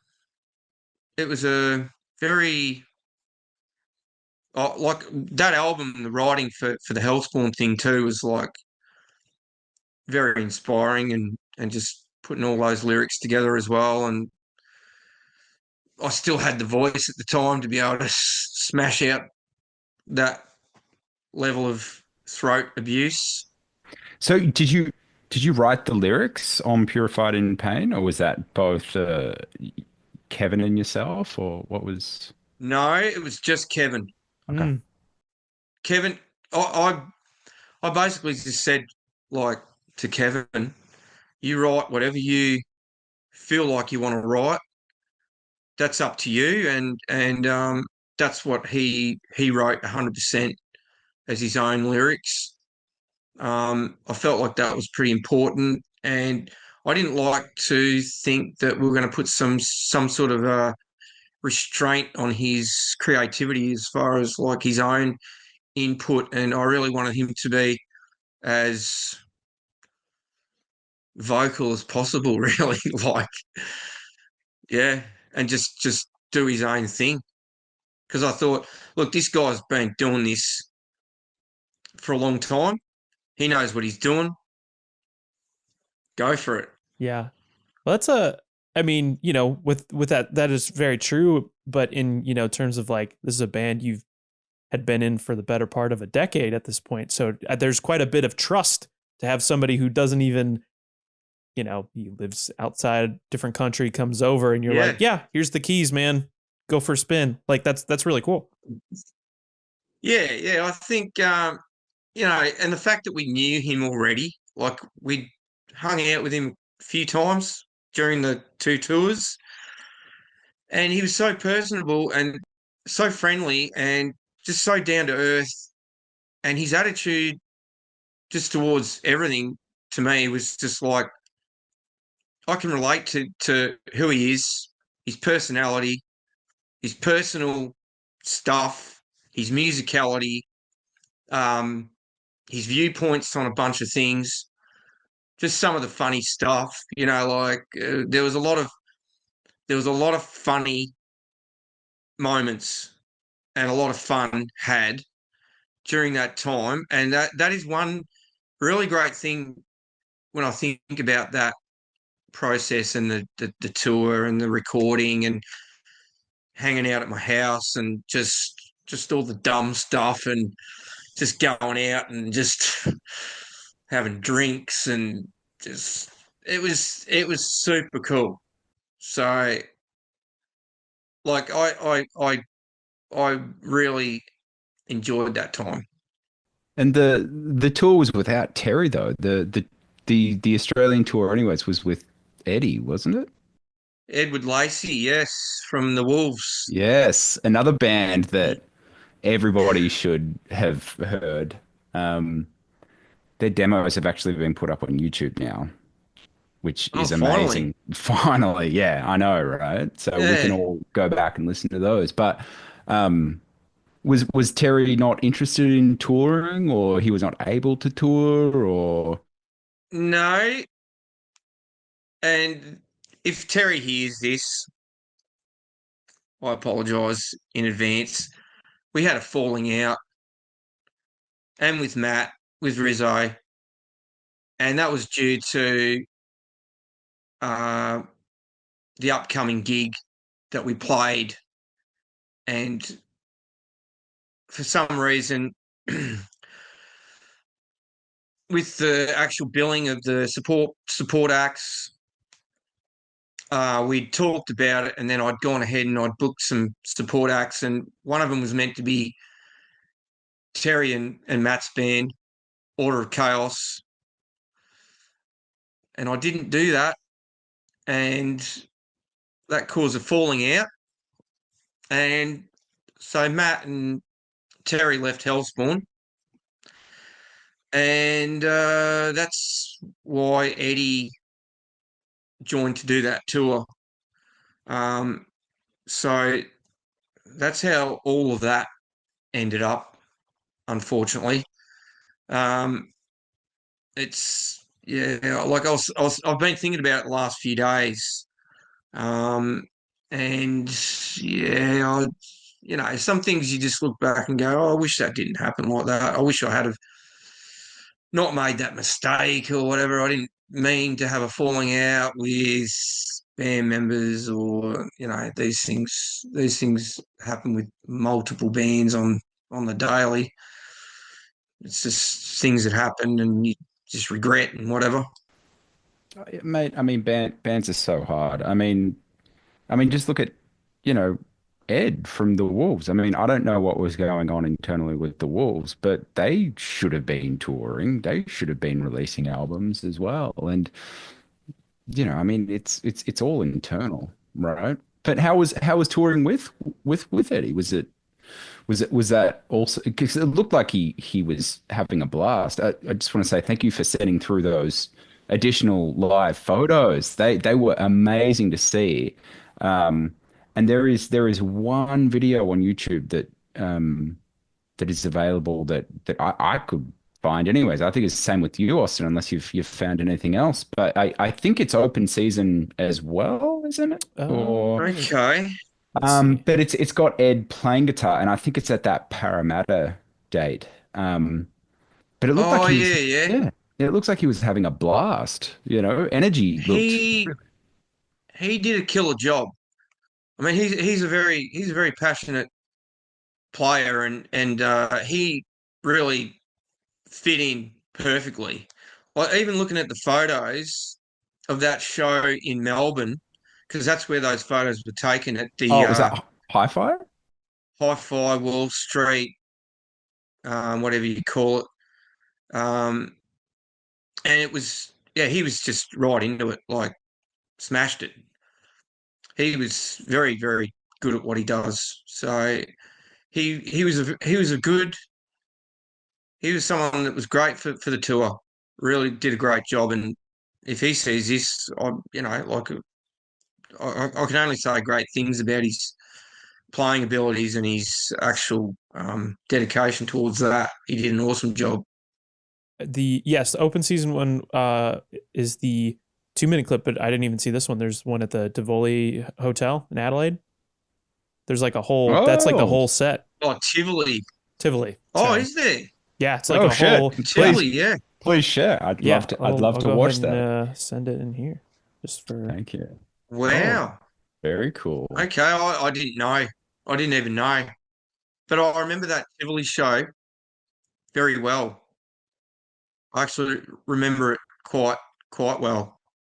A couple of cocktails from Kevin, or Kevin was making cocktails on stage. Even handed out. He'd make cocktails and just hand them out to random metalheads at the front. That's beautiful. Yeah, he was killing one of these. The hat and the leather pants. Yeah, the hat. Oh my God. Yeah. Hell yeah, Kevin. He's a character.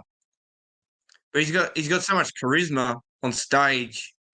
Like, he's just he's just got that energy that suits the front man persona perfectly. And he relates with people from that perspective as a front man so well. He holds the band like exceptionally well. One of the best in that old school extreme metal scene, for sure. Oh, I couldn't agree more. And with Kevin coming onto the record and doing the tour, was it the intention for him to be kind of a permanent member? Was it already like discussed, like, clearly there's some distance between us, I'm gonna come in, I'll do the vocals on this, we'll play it? What was the dynamic with that like going forward? I wanted to continue as a permanent member, and that was completely the intention. Personal things in my life at the time, and a bunch of other reasons I just don't even want to really probably get into right now. But I basically stopped playing drums. I stopped communicating with Hilly. I really things sort of started to lose momentum after that. I think it all went to sort of like a peak, and then it also sort of like went downwards after that, and just a bunch of things got in the way. Certain things that just life stuff that just stopped it from sort of going down that path, and then yeah, it lost that momentum. It lost what it was intention, like the intention of what it was meant to be. So yeah, a bit sad in that respect, I feel, but hindsight, just hindsight, really. Yeah. No. Well, I appreciate you sharing at all. I am curious, just kind of going through the record, especially like leading up to this, and really paying attention to the tracks. Like I mean, the show's called Riff Worship, but I don't think anyone would disagree that this is also a drum record. It's like insane. The speed at which you're playing, your calves like must have been fucking chiseled from marble. Was there a song on the record that was like the hardest to play? Like, would you remember some? I know you've slept since then. It's been a while since you've sat with the record. Do you remember laying down some of those parts, or was was one song harder than the other? Like, what was that like? Yeah, there was a couple of tracks. I can't specifically say which tracks, but I remember I recorded the drums in 2 different days, like 2 different sessions. So the first one, I think I probably got down about maybe half of it. And then the second day I went in there and had to just get into it, just get the punishment out. And I actually, funny enough, I just had a recollection probably about an hour ago, but I haven't actually talked about it yet. But I remember taking in chamomile tea for the recording for my drums so that I would stay calm between doing my takes. So I was like filled up on some chamomile tea. Like everyone would say, well, why don't you take Red Bull or something like that? But I'd end up like feeling like I was going to have a heart attack because I was just it sounds like it on the record, pumping away on those drums. I'd sit on the drums for like, 3 or 4 hours straight without a break. I just have a Gatorade or something like that and just smash away and then have some chamomile tea and then get back into it. Okay, so you did drums in 2 days. Were you laying your guitars down live with Hilly, or was he in the control room? Just scratch guitar. So he played with me, just to like basically like jamming, really, just like playing like live. But yeah, he recorded all the proper guitar tracks after I'd done the drums. But I remember going home after the first day, and I had a bath with the bath salts because I felt like they needed a good soak, and then I just went back the next day and just slammed out the rest of it. Most times I like to record, I like to do it all in one go, and most albums I've done are all within one go. Some albums I've done, like the Terrorist album, I did that in about 4 hours, like start to finish, like just smash, smash, smash. And I don't know if that was a confidence thing or my confidence got better or what it was or the gear I was using or the way I don't know.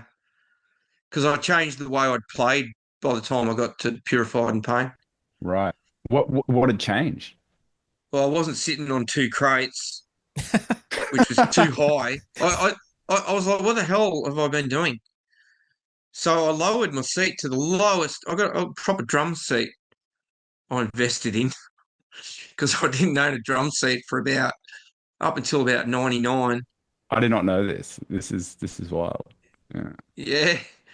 And I also just stuffed around with a few things. I was like, something's not working here. So I changed the height. I sat lower, and then I started concentrating on lots of drum roll stuff like the Lombardo type drumming, and I incorporated a lot of that into the Purified album. And well, I haven't heard that album for nearly 25 years, but I'm pretty sure that album is just littered with um, drum fills. It is. I mean, you will hear there are multiple songs that open up and they are Lombardo on track and then the band. It's great. Yeah. Yeah, I put a lot of effort into pre album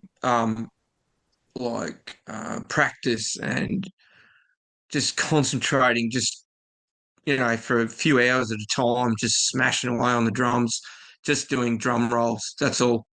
And thrash, like just doing full thrash and blast beats and incorporating the fills into the blast beats. So the blast beats weren't just blast beats. Because that's one thing I was like, oh, you hear these bands, they're just playing blast beats. You just got blast beats, that's fine. But when you go doom, doom, And the grabs. I love your I guess like the flanges that you do on your feet. I love and I the love triplets and the yeah, yeah. I love that. quadruplets. And Rizzo does a lot of that as well. It's almost like you could tell that the two of you were like very into each other's playing and almost like brother drummers in a lot of ways. And I love your grabs in big grooves. They're just Are you talking about the cymbal catches? yeah, yeah, yeah. Yeah. You often do them on the offbeat, and it's just it adds this bounce to the riff that is just truly sick. So I really incorporated a lot of that sort of stuff, like on Do Not Spit, like in Nails. That ridiculous one where it's got multiple cymbal accenting, like being able to do that sort of stuff, mastering those things, being able to do all this other stuff and do that in the middle of it all. Because a lot of bands weren't sort of doing that. Being able to smash it, do those sort of things. So you're going, the hands going like that, you hit a crash and a snare at the same time, but choke it on the same hand that you just hit the snare with. So you, like that. Well, that sort of thing. Yeah, I really enjoyed doing that because I remember the first couple of years when I started learning how to play drums, I'm like, how does this drummer do this? How does this drummer do that? And then I was listening to like Metallica, Dyer's Eve. I was like, is Lars actually doing that? Well, he's doing those fills in between. I'm like, don't know if he did that or not live. I don't know if he's ever done Dyer's Eve, but I thought that was a cheat thing. Then I stuffed around. I was like, no, I'm going to learn how to do this and make them lightning fast. So you just.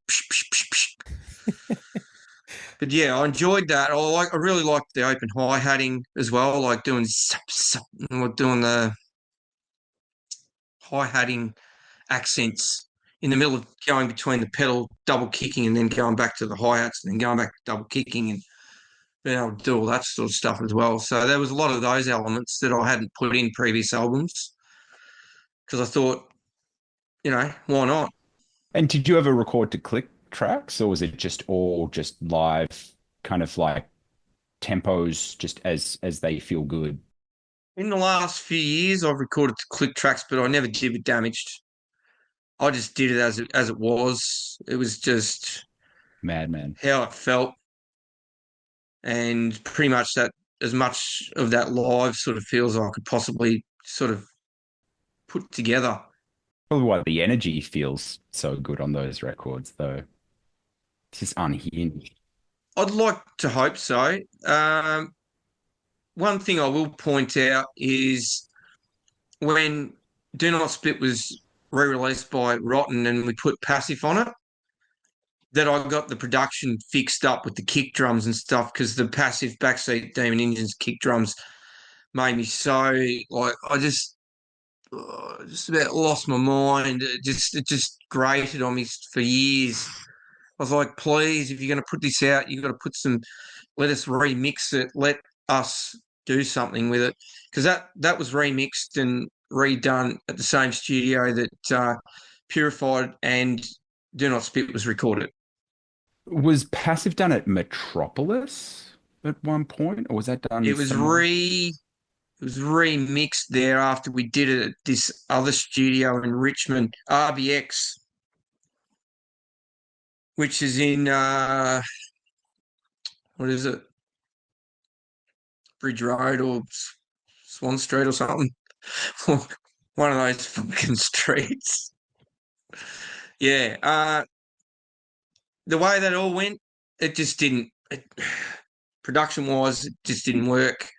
So when it came to doing it, I said, if we could go in the studio, I'll get those kick drums fixed, and then we'll put it on the end of Do Not Spit, and you can re-release it like that.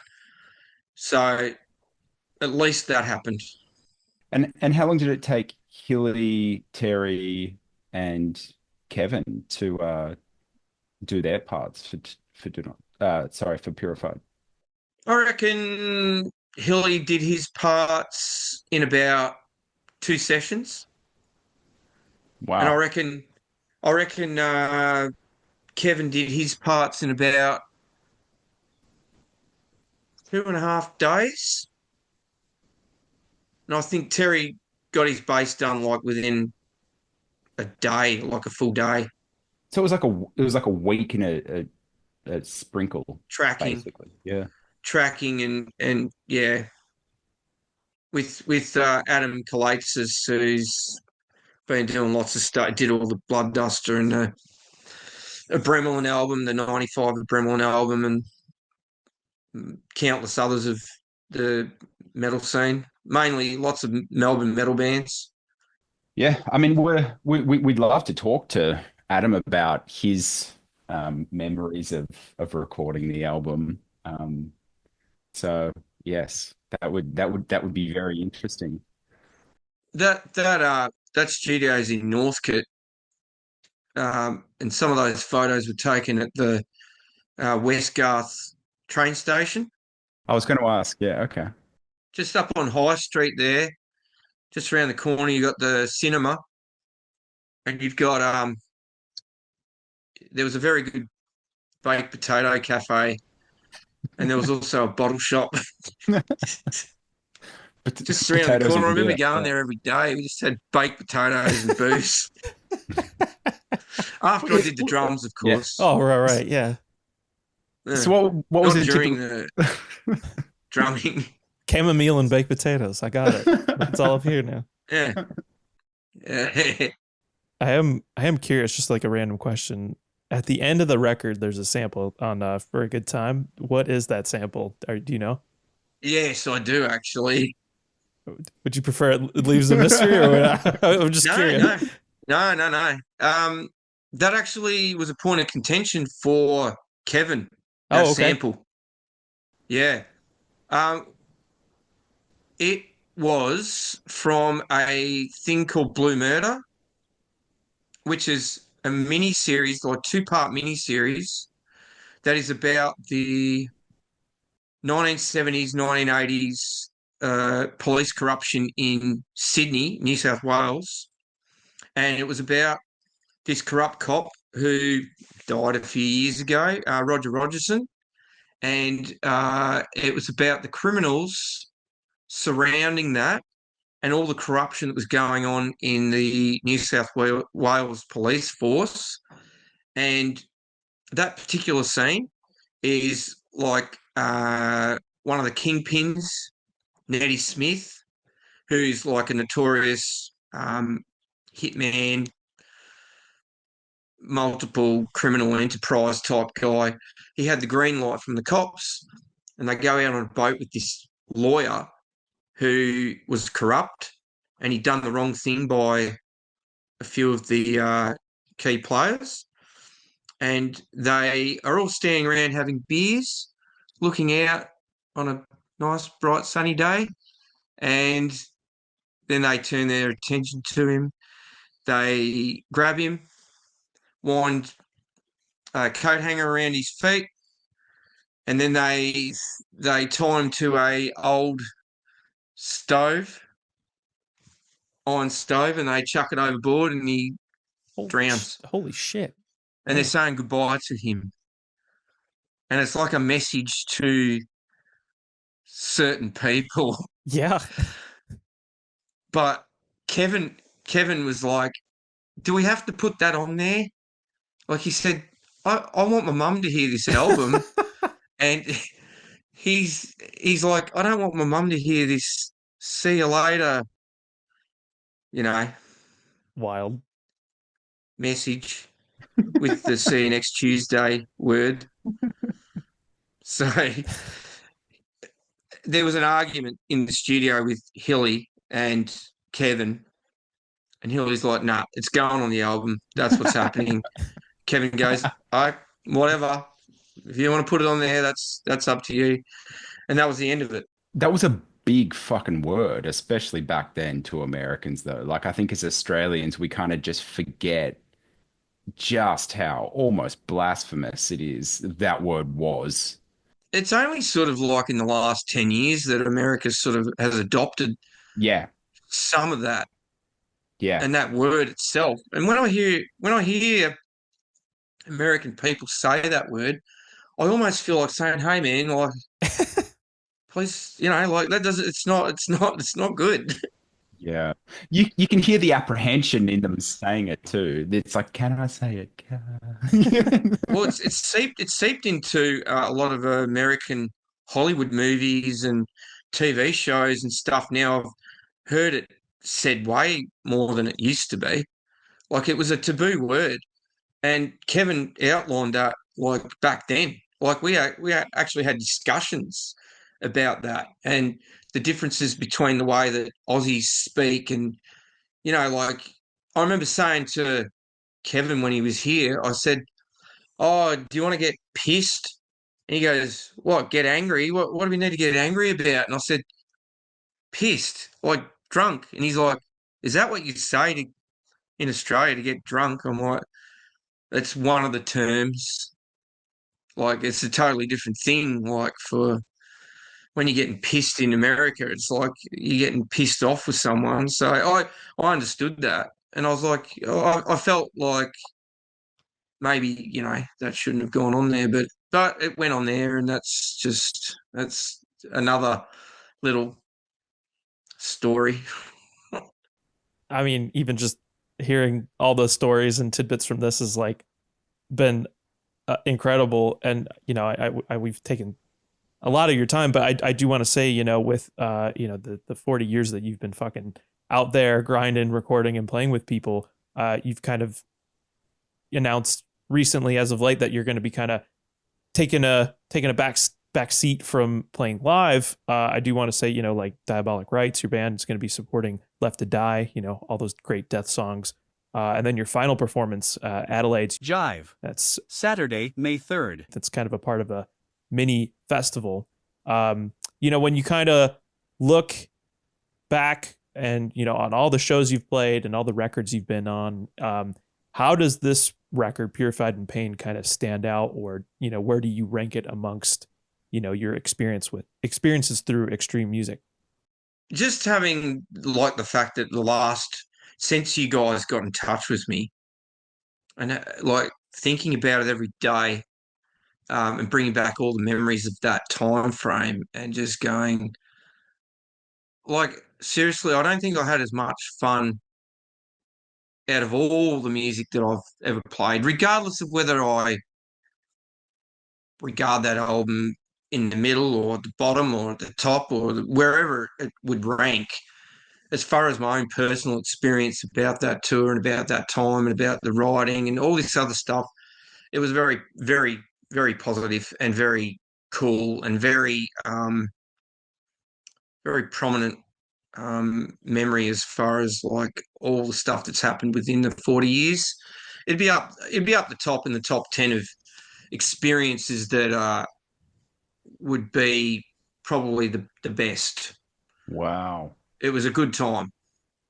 That's fucking awesome. And I Man. think there's a song on the album actually called For a Good Time, Yeah.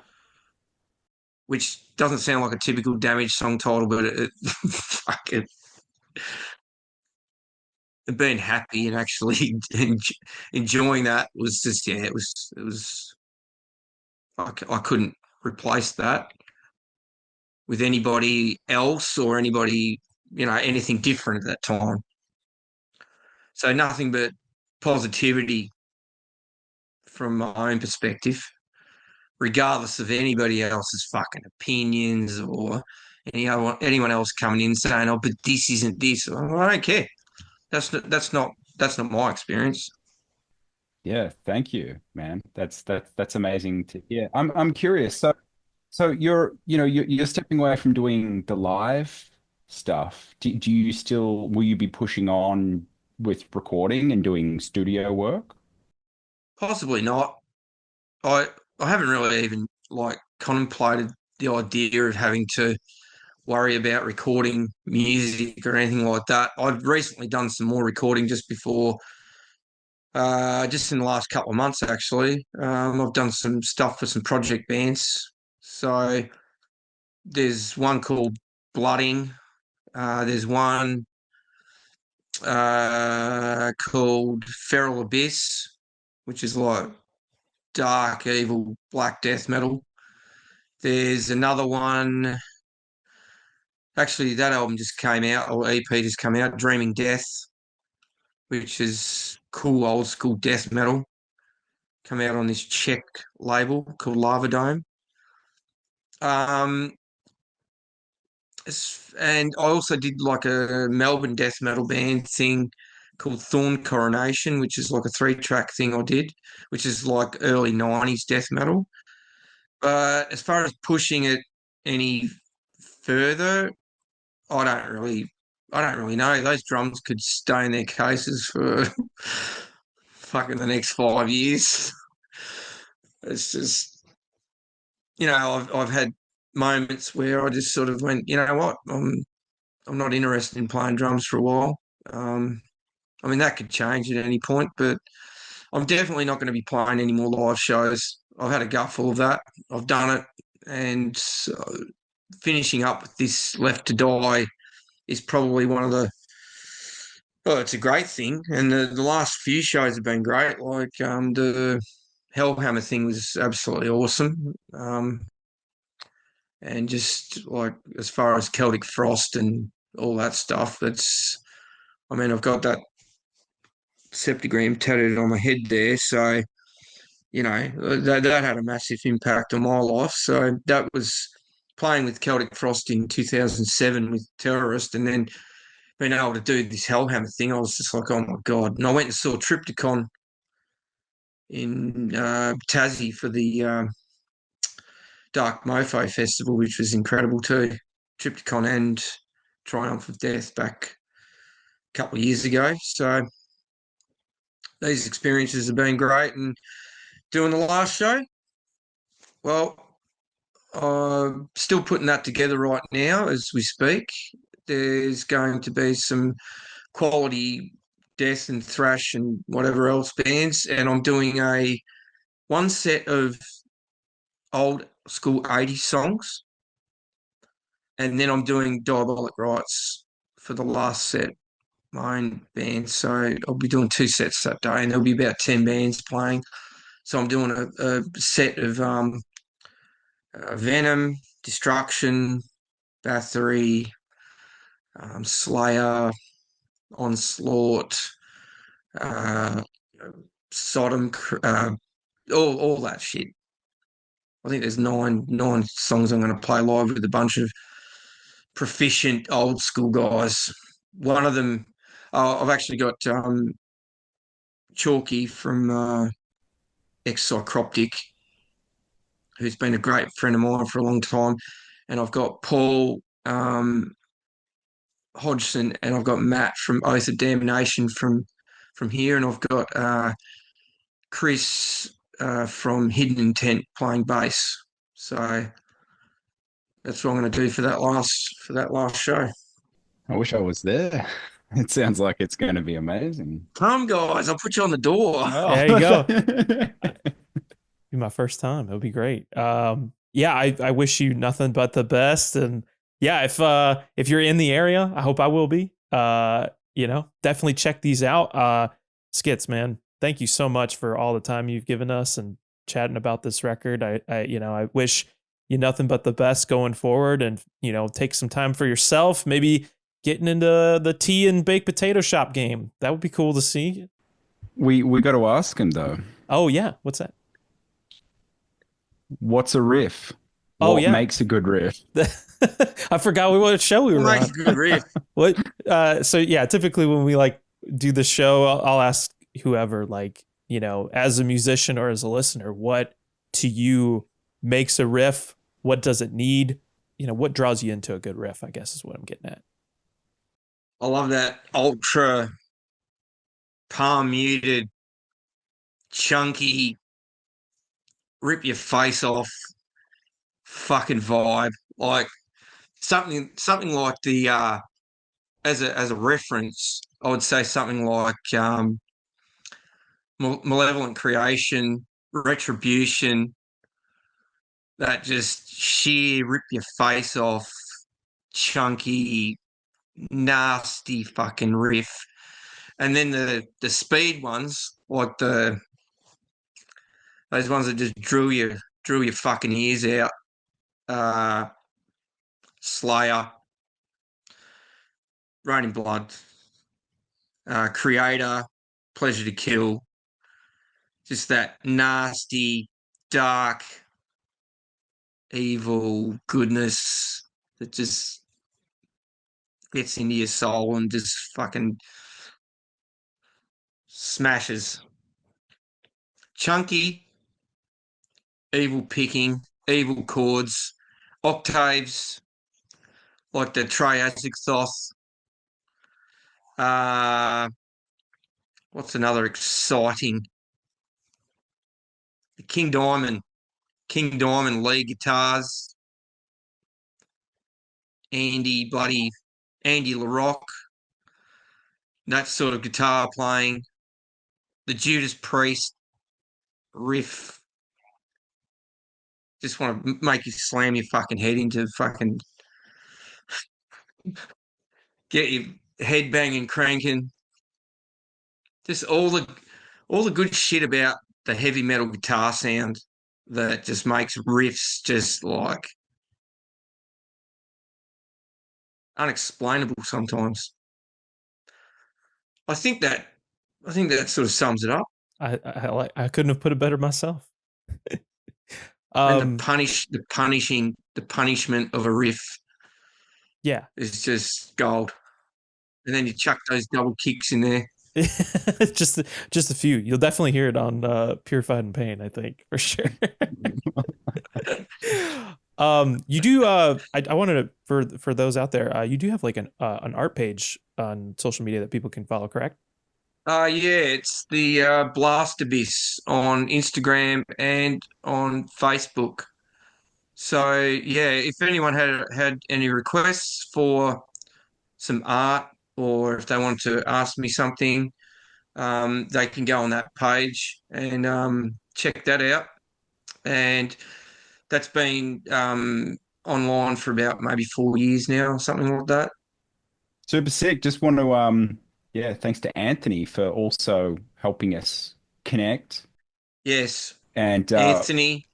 Yeah. Your mate. Your mate booking, absolutely. Your mate bookings. Great friend of mine, has been looking after my stuff for years. And he's currently on tour with a Swedish band Enforcer at the moment. Oh, really? Yeah. Fuck yeah. They were in Melbourne last night, so not sure if they're playing again tonight in Melbourne. I'm not sure, but yeah, they've been playing shows over the last few days. And yeah, Anthony has done a great job. He's putting on my last show as well. And that, sorry, you said that is in Adelaide. That's going to be a home show. Yeah, that's Jive. on the Saturday, May 3rd. When you're there, Greg Shaw, if you're listening, the calves will be ready. Skitz will be presenting the calves. He will understand what I mean. That's a little inside thing with Greg and I. Love you, Greg. But yeah, mate, really, we both wish that we could be there for that. It's going to be incredibly memorable, and I don't know how you manage to sum up your career in a single night, even if you were to be playing for, you know, the full 24 hours. It's really quite amazing, your contribution to extreme music. And although we've primarily focused on Purified in Pain, it's an atom in a much larger fabric to what you've contributed. And, you know, you've elevated other musicians that you've jammed with. And yeah, just I feel very blessed to have come from a scene where you know, you're holding the banner as high as you do. So thank you so much, man. Well, I really appreciate all the kind words. It's beyond any expectation. Nothing but respect, and super thankful for doing this. Like, it's been a great experience, like going through all this stuff and having a chat about it and bringing back all those memories and just stuff that I hadn't thought about for a long time. So you guys have really, like, pulled out some cool and very interesting stuff that I didn't even think I'd ever be talking about again. So very, very, very thankful, and lots of respect to you guys. And thank you so much. It's been awesome. You can follow us at Riff Worship Pod, Facebook, or no, Instagram, Twitter. Follow Atræ Bilis, one of Canada's greatest exports. Or don't. Support them. For Skitz, for David, for myself, you've been listening to Riff Worship. We'll see you next time with something else. See ya.